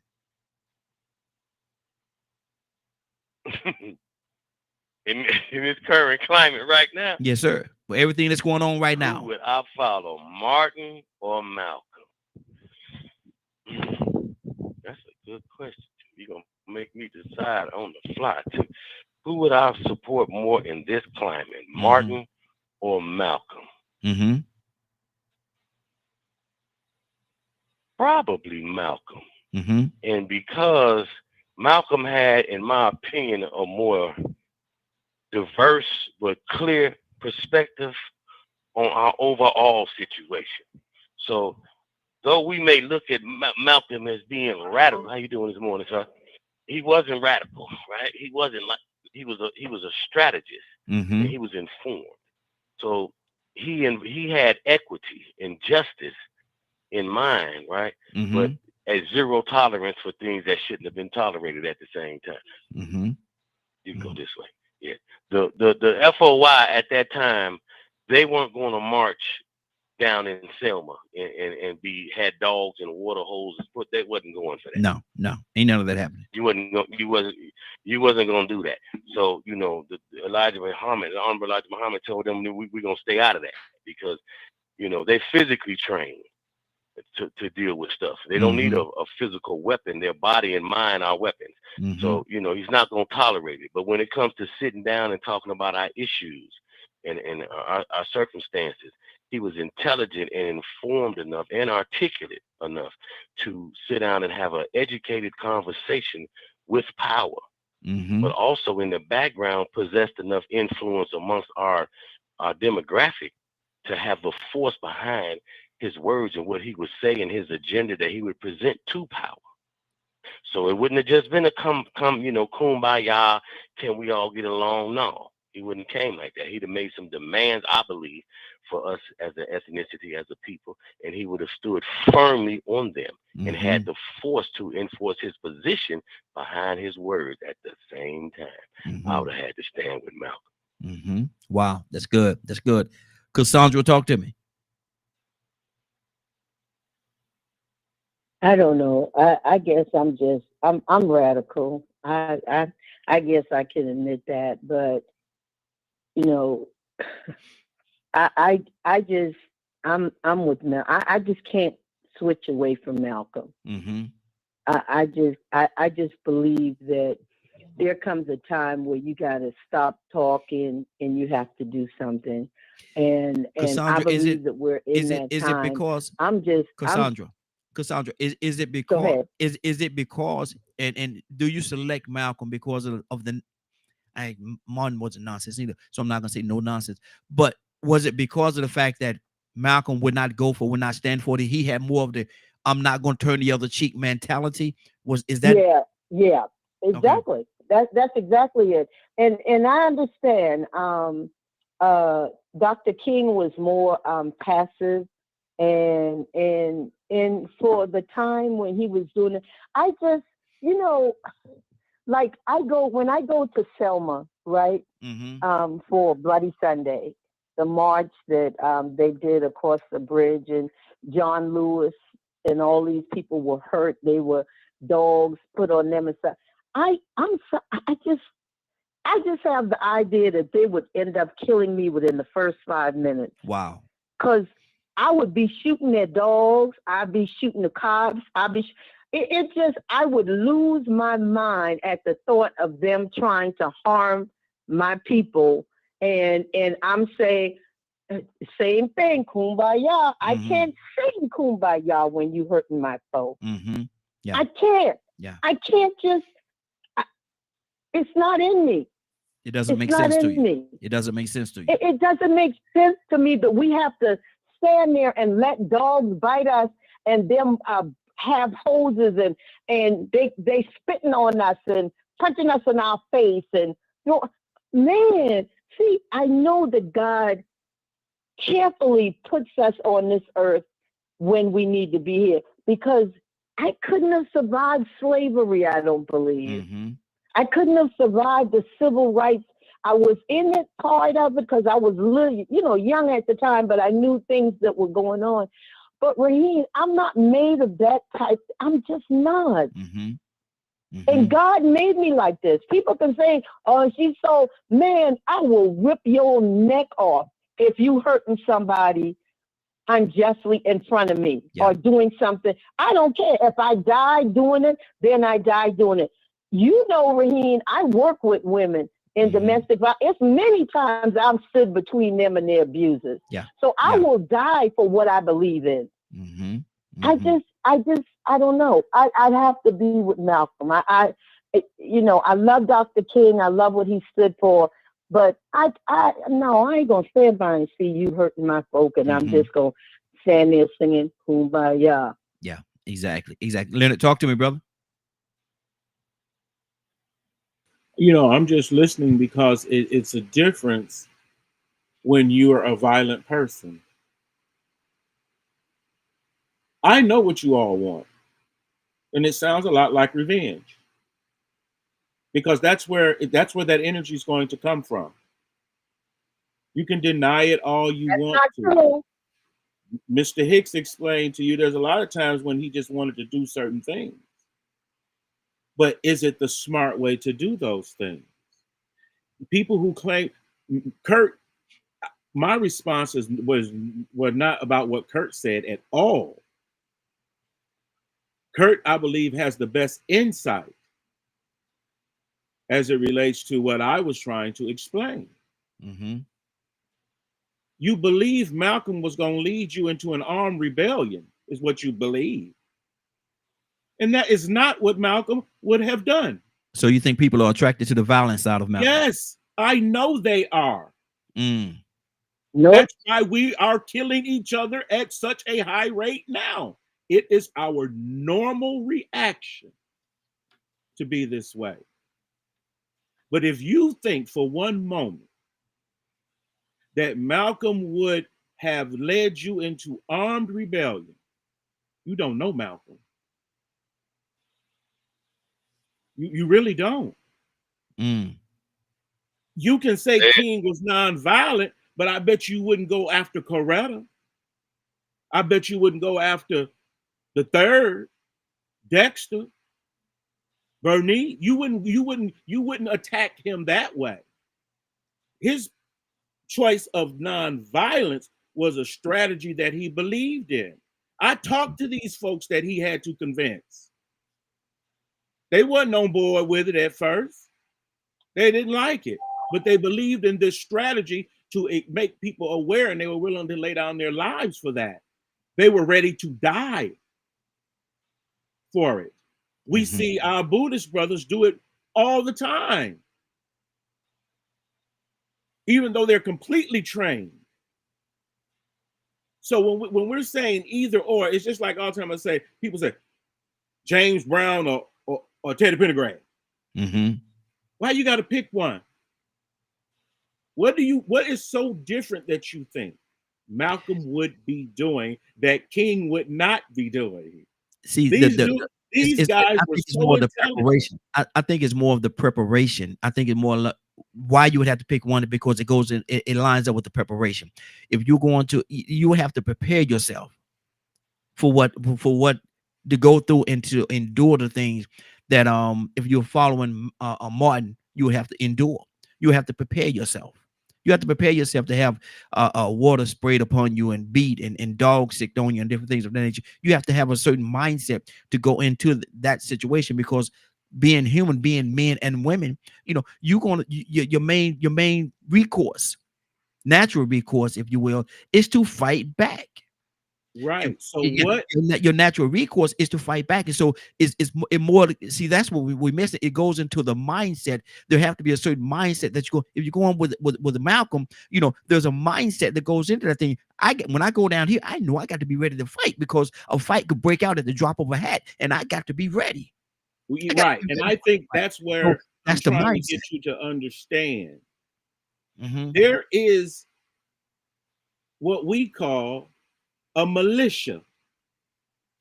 If you want to join a militia, do that. Mm-hmm.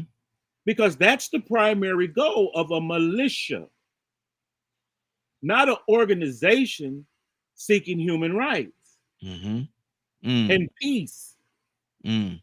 But see, speaking to what you just said, and back to what I just said, I'm going to go to Rico as well. I think you have to pick a side, because you have to set and prepare yourself mentally to go into whatever you're about to go into. Yes. What's the big preparation? Yeah. You can't see the words as a preparation, brother. If Cassandra does this all the time. We go down and do this. It's because we're about what's right. If you go into any situation, say you're going into a situation with Martin, and you've seen in the past how they act and react. You know that they're gonna hold you down first. They're gonna stick the dogs on you. They're gonna beat you. They're gonna do whatever they could do to stop you, and you can't fight back. He's telling you now, whatever they do not retaliate. You don't think that you have to set your mind for that, man? Right, but I believe the people that did that, that's exactly what they did. Yeah, because that's what they told me they did. But you miss it. But you're missing my point, brother. But no, I'm not missing your point. I'm not making it up. Mm-hmm. It ain't got nothing to do with making it up. Like with Miss Cassandra, when you have been with these people and broke bread with these people, and they're trying to teach you what to do next and how you're going to proceed.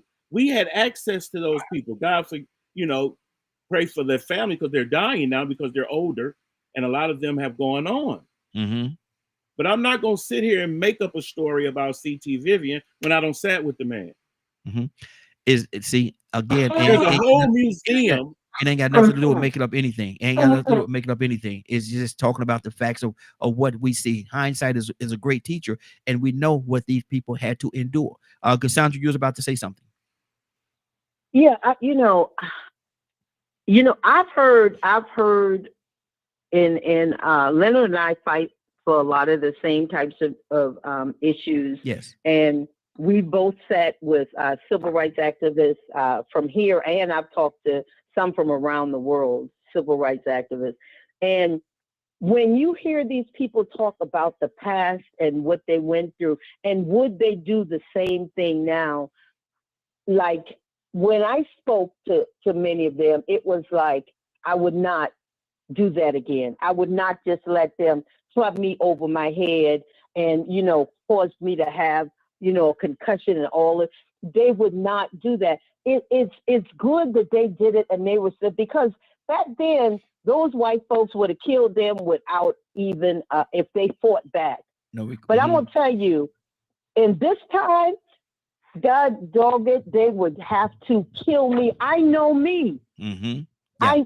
Kill me. Go ahead and kill me. But I am not going to stand there and let you hit me over my head, sick dogs on me. It would not happen. Mm-hmm. And that's not anybody bad or thinking they bad. That is who I am. Mm-hmm. And I will not do that. That will not happen. So if it means my death, then it means my death. Some things are worth dying for. I just put it out there just like that. Mm-hmm. Some things are worth, for me, justice and equality is worth dying for. Helping those that are being injured by someone, that is worth it to me, to die. Yeah, that's good. So some people don't have any, they don't care what happened. They ain't dying for nobody, they ain't dying for nothing. Good. I'm glad that's your position. Mm-hmm. That's not my position. Never has been. I was called to be a warrior. I don't care what nobody say. I know what God called me to do. Mm-hmm. Exactly. And I'm willing to die for what I believe. I'm sorry. That's just it. You can call me an aggressive black woman. You can call me anything you want. I don't care. You can call me angry black woman. I don't care. Mm-hmm. But I'm not going to stand by and see injustice and not do anything, inequality and not do anything. Mm-hmm. Mm-hmm. We're gonna call you Mother Love, and we love you today. Just know that. Good deal. Good. I said I was going to go to Rico, but what's the name has been Joseph's been holding on for a long time. So Rico, give me just 1 second. I'm gonna go to Joseph, and then I come right back to you. Joseph, good morning, sir. How are you doing this morning? Good morning, and good morning, Morning Glow family. We asking the question. These individuals has come back reincarnated in somebody else. But their fight and their mission is absolutely the same. Malcolm and Martin. If this current condition is as it is right now, with everything that's going on right now, who would you be more apt to stand with, Martin or Malcolm? It'd be very difficult for me to choose. I would have to synthesize both of them because both of them were relevant, and both of them still are relevant. Mm-hmm. We militarily, we don't have the wherewithal to wage a war. Mm-hmm. And this is the same conclusion that Dr. King reached, and really the same conclusion that Malcolm X reached when he was talking about self-defense and the Second Amendment and these kind of things. He was making it clear that white America can't just continue to use violence against black folks and not expect retaliation. Mm-hmm. Because first of all, you can't do that to white people. Yeah. And now they've recently enacted a law called Stand Your Ground law. Mm-hmm. For that reason, so that they can make sure that all of their citizens know that they are legitimate when it comes to defending themselves when they feel threatened by one of us. And it ain't, they didn't pass it because, I mean, to make white people feel good about defending themselves against white people. It was that was not the psychology. Yeah. That is not the psychology. In fact, racism permeates this society so in such a way that you could look at it and see the racism right there on the surface. So Malcolm was simply saying, hey, don't threaten me or mine. Because if you do, you're going to meet some fire. Yeah. And he said that'll put an end to all this police brutality. That's what Malcolm said. And I agree with Malcolm on that point. I don't think anyone should allow anybody to attack their family and, you know, attack people. But I don't think look, we have the wherewithal politically. We don't have the will. I mean, well, I shouldn't say we, because there are millions of us who do have the will to enact certain gun laws to make this society more peaceful, more civilized. But there are those who want to awash this society with guns in hopes that the ignorant or passion-driven Black persons would kill each other off. So that's why you have relaxed gun laws, and that's why you have this obsession with guns on the right. On the right. Wow. Rico, talk to me. Yeah. I'm sorry. Finish your thought, brother. Finish your thought. Well, but Malcolm and Martin both taught us that, hey, if we're going to live under the U.S. Constitution and the same Bill of Rights, those first 10 Bill of Rights are going to protect the individuals, the American people, against a tyrannical government, then we can live under those conditions. All right, even though Malcolm said he didn't believe that they were going to ever do it. And that's why he said, hey, we need our own nation. And as we look around today, he's still right. Yeah, exactly. So in answering the question, who would you be more apt to stand with? Both of them. Because Dr. King came to the conclusion also that he was integrating his people into a burning house. He saw the same thing.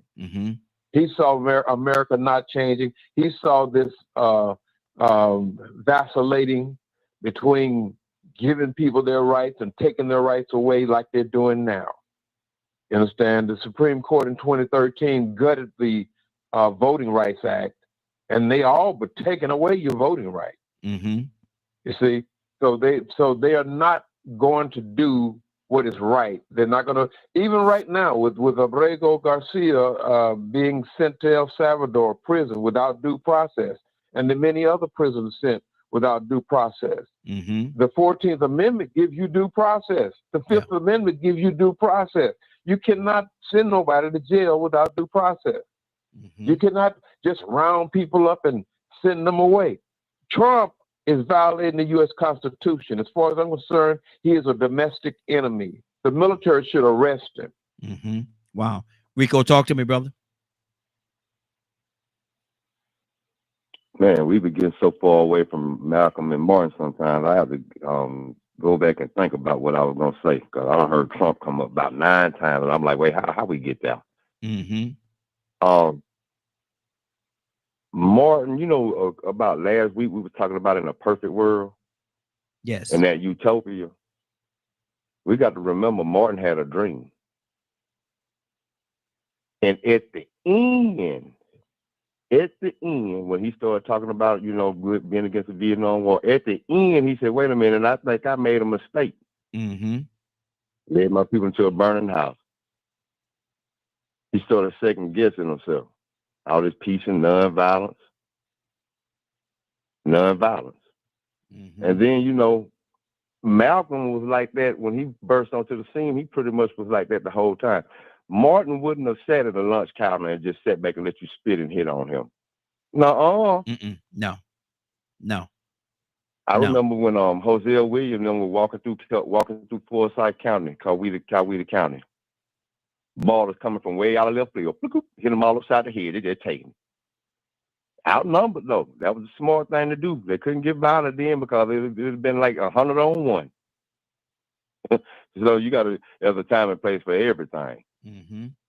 So, you know, I listen and I'm like, man, you know, I sort of feel offended because, you know, what attracted me to Malcolm X was the fact that I knew he wouldn't sit at no lunch counter. Yeah. He already done told you, look, man, I ain't finna, self-defense. Joseph said it. Mm-hmm. Second Amendment, the right to defend yourself.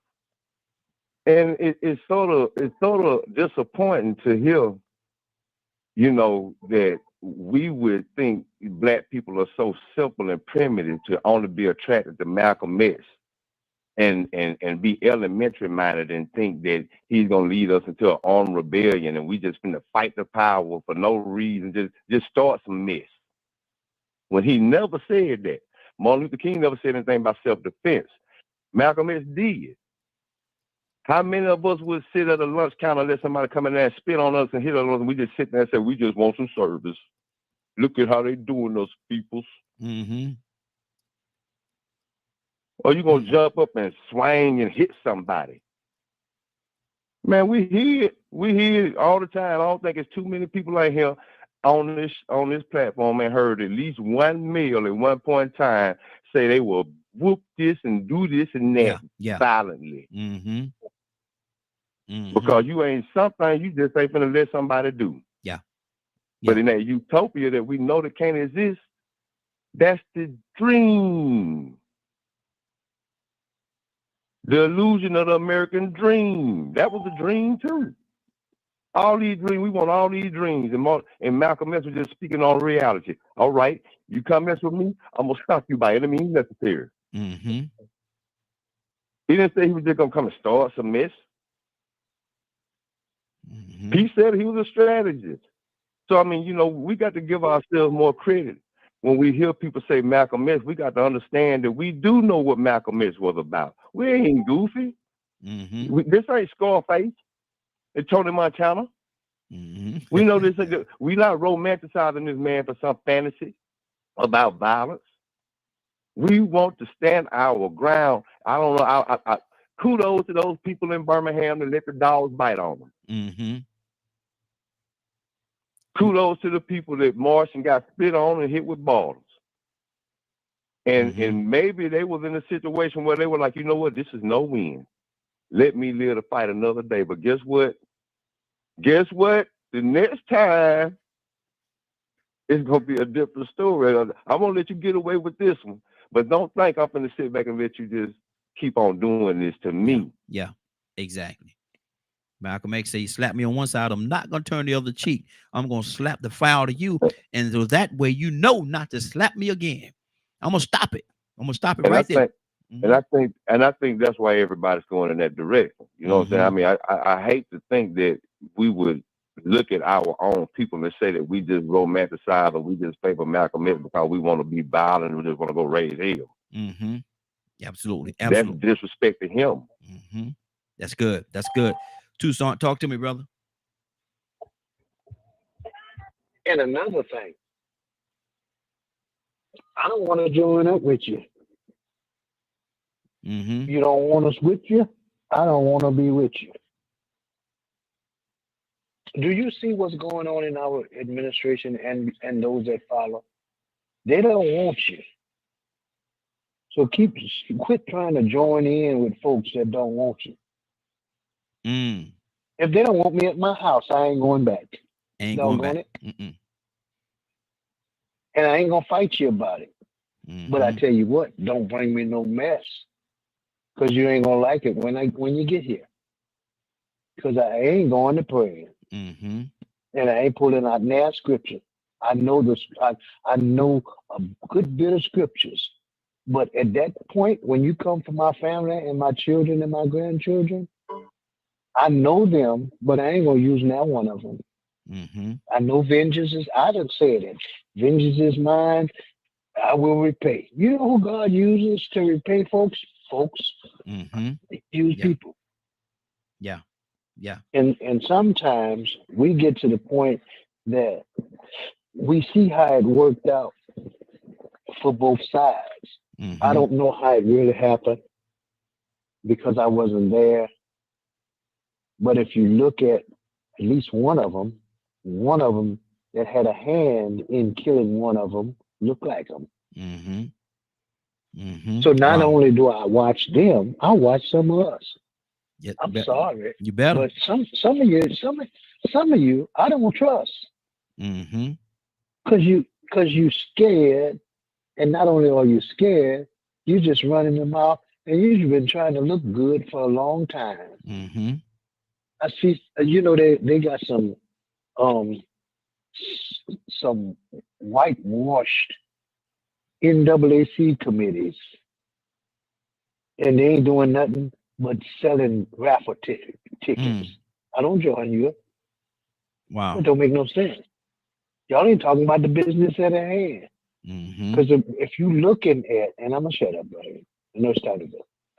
If you're looking at the mood of the people that we believe wholeheartedly that are against us, they done strategize this thing. And they're not asking you to join in with them. They want you gone. Mm-hmm. If you think any otherwise, you're deceiving yourself. Mm-hmm. Wow. Cassandra? Yeah. Yeah, no. I'll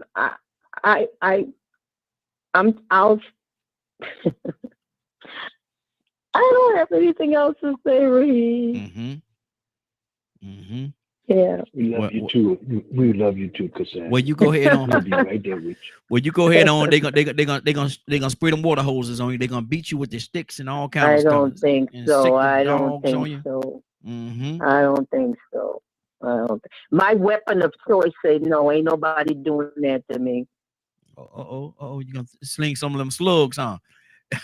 Bishop, talk to me. Yeah. Bishop, talk to me, sir. Well, I'm telling you, man, I'm really enjoying the conversation. Can you hear me? Yes, sir. Okay, yeah, I'm enjoying the conversation. But I go back and names recall. I know Andy Young, I know C.T. Vivian, I knew Hosea Williams, I knew John Lewis. I interacted with them personally. Hosea Williams was one who told me to get into politics, and that has been, over 30 years ago. So for me, when it comes down to it and understanding the diacamp of life and what we're dealing with, what we faced in the past, history has a tendency of sticking his old head up, and we go back to living or reliving what once was. The Bible has already said there ain't nothing to do on the sun. What was will be again. However, there are some things that we can alter if we pay attention to what's going on, and we can stand back and be on this line or be on any other talk show or whatever and talk about what's going on. But people like Cassandra or Leonard, they don't just talk about it; they be about it. Mm-hmm. Same thing here. We're doing what we need to do. The question that was asked: who would we stand with, or who would I stand with? And I would stand with Malcolm. I love Martin's approach. I appreciate Martin, but people don't know Martin also carried a gun. There are a lot of things about Martin Luther King people don't know. So when Leonard said that if you come at third, he gonna get you. If you come at Coretta, he gonna get you. He sure would. But just like me, I carry a gun, but people don't know I have a gun on me. Why? Because I don't broadcast it like a lot of people do. At the end of the day, I got to protect me and mine. That's what Malcolm was saying. You're not going to disrespect me as a person. You're not going to do whatever you want to do. I'm not going to either stand by while someone goes into the house and rapes my wife or have sex with my wife, and I got to stand outside and wait and watch. That ain't going to happen. But at the end of the day, understanding each one of them and their approach to civil rights and our rights or our freedoms. So it's not a right or wrong answer. It's a personal choice. And I personally am not a vindictive guy, and I don't seek revenge. So vengeance belongs to God. Yes. Good but deal. I'm going to do my part to make sure that I don't become a victim. Good deal. Good deal. Brother Pete, talk to me, brother. Pete? Yeah, well, that's what I was saying when I spoke. Yeah, when I mentioned Brother Malcolm, I was speaking from a standpoint of I see him as being able to be diplomatic and nonviolent and be diplomatic in aggression at the same time. See, he wasn't just going to be singular. I see him as being able to meet and match whatever the situation was at the time, and possibly I believe he would be able to prevail and get more out of the so-called powers that be to the benefit of us as a people.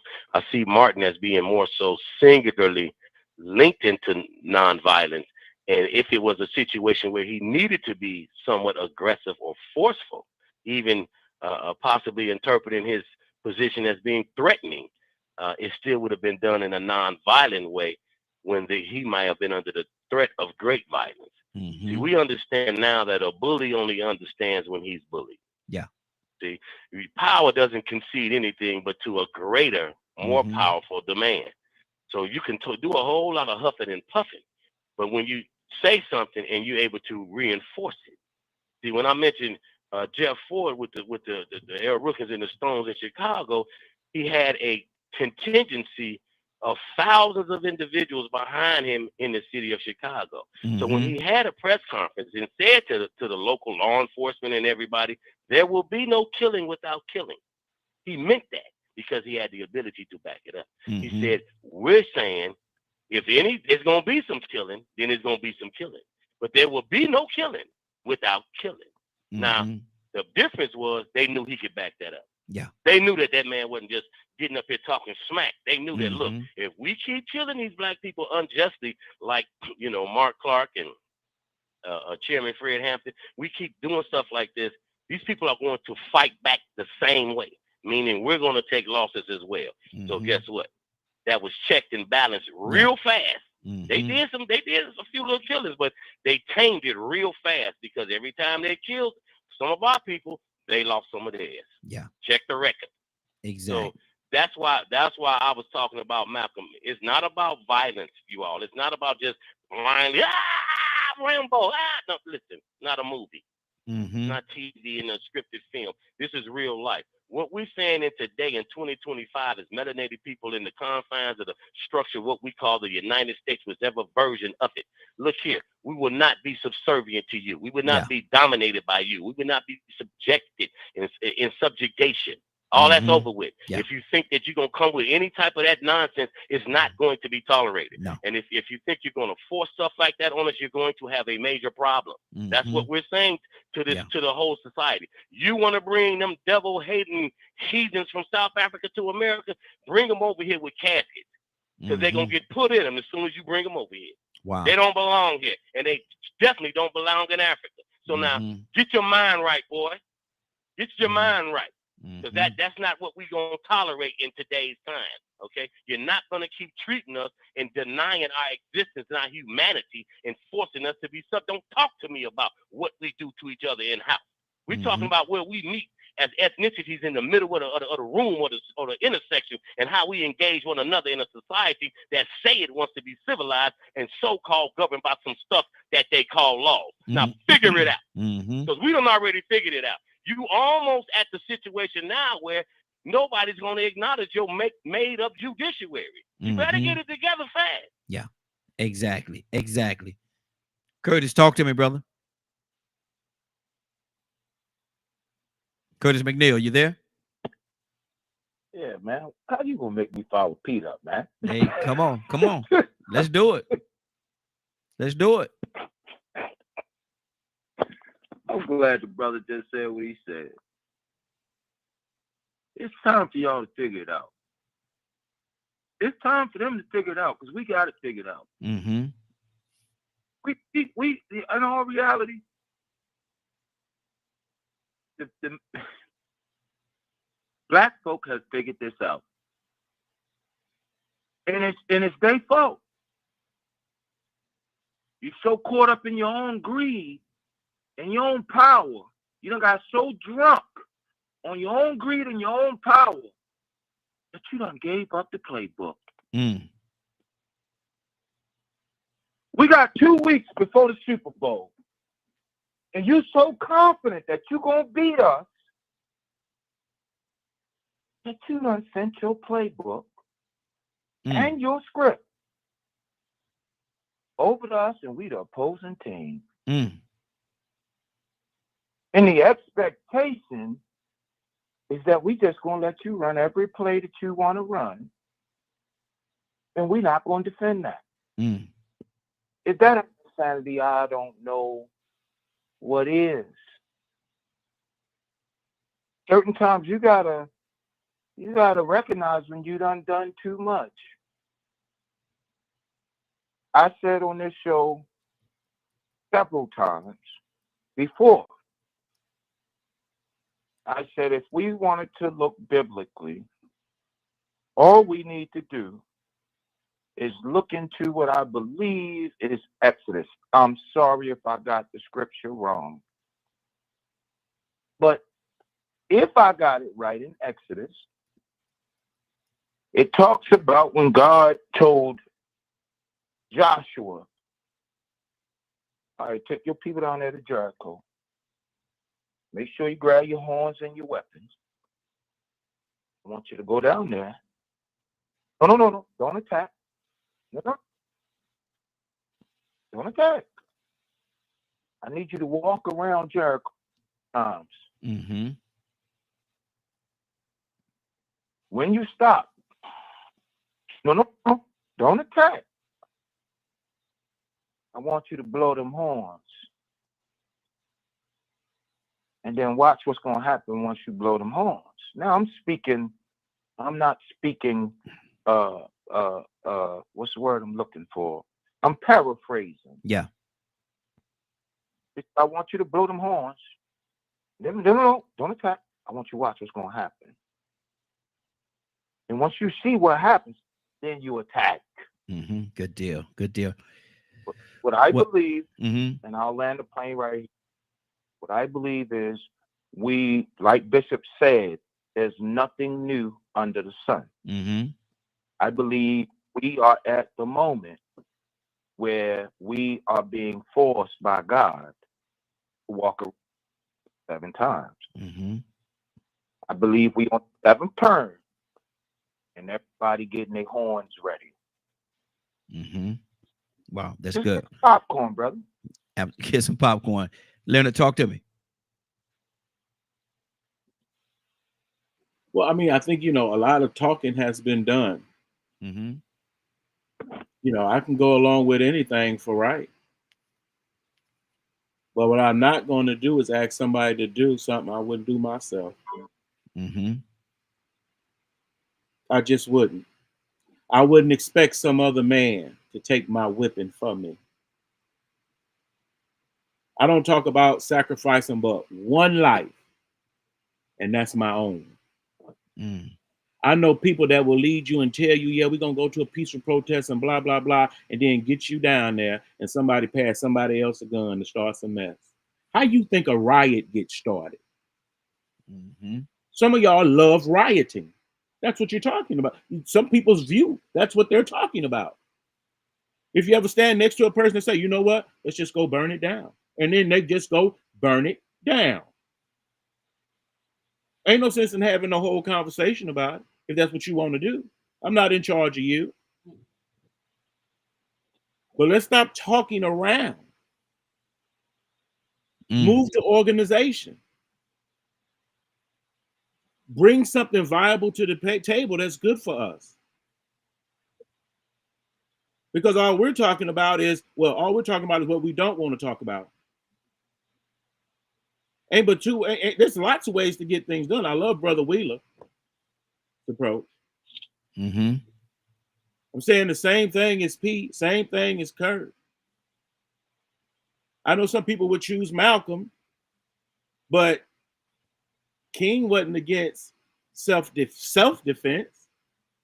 He was trying to prove a point through a strategy that he had heard about. That's all.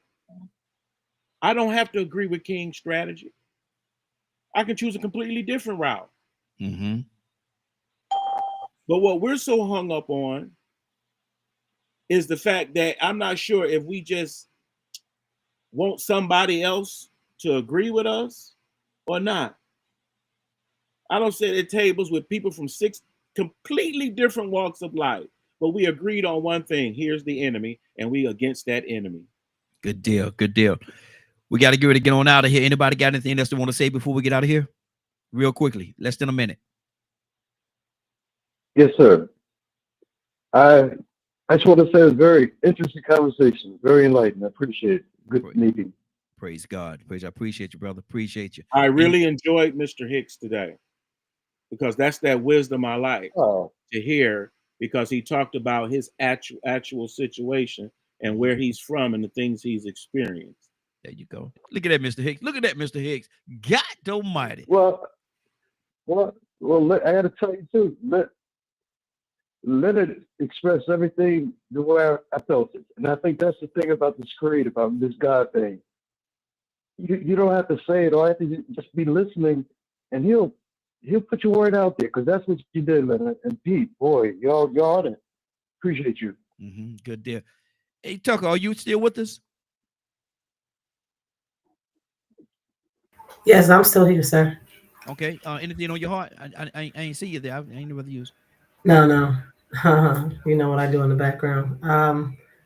Good insight from everybody, and everybody's opinion matters. Exactly. Badger? The discernment of both.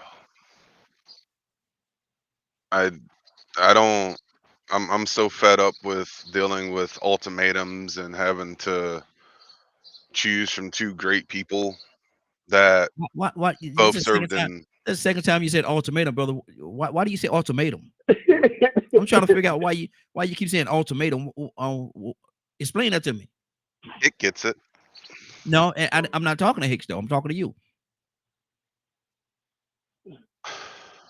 It's just one of those things that I have lived experience with, to put on a mask or not to put on a mask. And living in a world that is still learning how to accept those that think differently, much less you throw in colors. You know, if you don't fit into our box, you're bad, wrong, evil. Okay, I'm trying to figure out. You said ultimatums, though. How does that line up with ultimatums? It's something to think about. Wow. Okay, so you're gonna leave it like that. Okay. I mean, my thing is, if I'm I think what he's saying, Raheem, it's hard for him to express. I think what he's saying is he feels like he's being asked to make a choice between the two, when he clearly sees the mission of both, and he can't choose. It's okay to say, "Oh, I'm not going to make that choice between the two because I clearly can understand and see where both was not only needed, but was appropriate for the time." But he don't know how to word that. But see, His brain is wired that way. Okay, but my thing is, and that's why I gave the example of earlier in the broadcast about the chicken and the fish. Which one you gonna eat? You know, you can't eat both because you're gonna be overconsume. So you know you have to make a choice between which one that you want to eat, the chicken or the fish. And I also said, and we also said, thank you, Kurt. And we also said that you know, it's okay to change your mind. Rico, that's something that Rico brought to the table. Is also, you know, Rico say I might want chicken today, but tomorrow I might want fish. That's fine. And my whole thing was make a choice. Go ahead, Tucson. You was about to say something? Yeah, the art of divide, the art of divide and conquer. If we as a people are going in two different directions, then we lose. We lose. That's why we can't accomplish anything, because the people are trying to figure out which side of the master's table we want to sit, Republicans or Democrats, when both of them are corrupt. Exactly. That's good. That's good. Cassandra Alexander Green. Cassandra, you there? Now, somebody joined this broadcast, Cassandra, and they joined it super late. 8 o'clock, 8:30, 9 o'clock, even 9:30. And they say they love the course of the conversation today, but they wish They wish that there was a way that they could hear it and hear it in its entirety. Cassandra, are you able to help them? We definitely can help them with that. If you have missed any part of the show and would like to see or hear it in its entirety, tune in to dkmmediagroup.com at 3 p.m. Eastern Standard Time. Once again, if you missed any part of the show and would like to see or hear it in its entirety, tune in to dkmmediagroup.com at 3 p.m. Eastern Standard Time. Good deal. We're about to say the pledge, but Brother Pete, if you can hold on, brother, I'm going to get you to pray us out today. Hold on, okay? Who's going to say the pledge with me today? A few of my pledges are not here today. So let me see who's gonna help me out. I know Cassandra got me and Tucson got me. Ain't no telling how Tucson gonna do it, but I know he got me. Here we go. I would take this day. I will take this day. And be the best that I can be. And be the best that I can be. Do the best that I can. Do the best that I can. And help as many people as I can to do the same thing. And help as many people as I can to do the same thing. I promise to do it with love. I promise to do it with love. Compassion. And the grace of God. And the grace of God. Giving him all the honor. Giving him all the honor. All the praise. All the praise. And all of the glory. And all of the glory. In the name of my Lord and Savior, Jesus Christ. In the name of my Lord Jesus Christ. Amen. Amen. And amen. Good deal. Good. What you hear, Tucson? I gotta ask you, brother. What'd you hear, man? What'd you hear? I'm sorry. I would have to apologize. But Rico, you know what I heard this morning? That's what that brother Hicks. Yes, sir. Yes, sir. And Cassandra. Yes, sir. It almost sounds like wedding vows.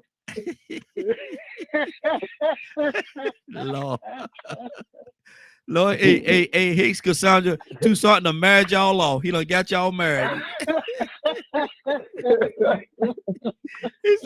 I might want you, Cassandra.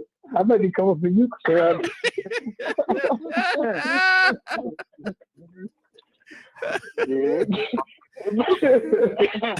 and let everybody say, I do. I do. What's it be like 25 years? I know. I got you on Facebook. I've been thinking about. Okay, look. I think I better stop there. Hold on. I think I better stop this right now. Hold on, y'all. Hold on. I better stop this right now. I better stop there. Hold on. Hey, brother Pete, pray us out, brother. Pray us out. Stop pray us out. We need it. Father God, in Jesus Christ's name, as we humble ourselves to you this morning, to God, we thank you, to God, for the activity of our mind and limbs, a reasonable portion of health and strength. We thank you that we can come before you, casting our cares upon you, because you said that we could in your word. Lord, we ask that you would bless all, dear God, that you have created. You know the needs of the souls, dear God, the spoken and unspoken requests. We ask that you would bless. Work your administrative process in their lives. Have your way, dear God. Bring those that know thee not in a closer relationship with you. Bless us as we go our separate ways. And until we meet again, we'll give you all the glory, honor, and praise for all that is said and done and accomplished. In Jesus' name, amen. Amen. Amen. I said, Lord, let me stop this, boy, because this right here about to get ugly. it's about to get ugly. It's about to get ugly. Yep. and Mr. Hicks, Cassandra, Mr. Hicks are in my Tucson. Look. Audibly. Look, okay, this is what I'm gonna do. It is now 10:31. I want to thank everybody for joining us, and more than that, I want to thank you for allowing DK and Media Group and the Morning Glow for being a part of your day. You're about to exit the Morning Glow, but before you go, I want you to do me two favors, if you will. One, I want you to continue to pray for us because we are certainly praying for each and every one of you. Number two, why this is real simple. I want you to go out there, find somebody, and give them a hug because you never know. It could be the only hug that they get, or it could very well be their last. Love you, and ain't nothing you could do about it. Have a great day and a better tomorrow. Did we shine some light on you from the Morning Glow? Take it out there into this wicked and cruel world that we live in and let your light so shine. If you get an opportunity, give somebody some love. You just might find some love in return. Won't that be a beautiful thing? Have a great day. Take care of each other. And please, please, please be blessed. Give somebody some love and truth. They would appreciate it, and I'm sure that you would as well. Have a great day. Talk to you tomorrow morning, if God says the same. Don't forget, I do. Have a great day, y'all. Welcome to the stage where hearts unfold in the morning glow, stories untold. Let's paint with words a masterpiece of art where dialogues bloom, igniting every heart. Let's tap into the ocean of thoughts where waves of healing gently sold. Let's paint with words a masterpiece of art where dialogues bloom, igniting every heart.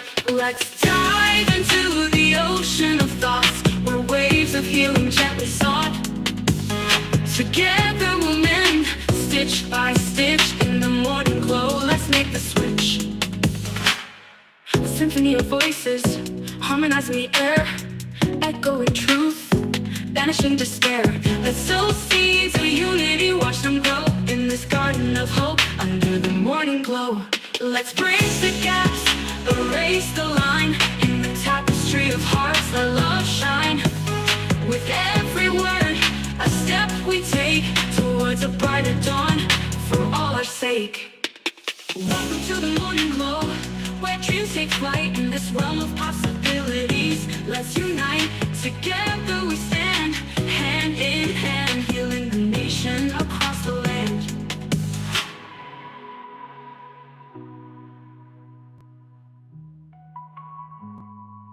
Let's dive into the ocean of thoughts where waves of healing gently sought. Together we'll mend, stitch by stitch in the morning glow. Let's make the switch. Let's dive into the ocean of thoughts where waves of healing gently sought.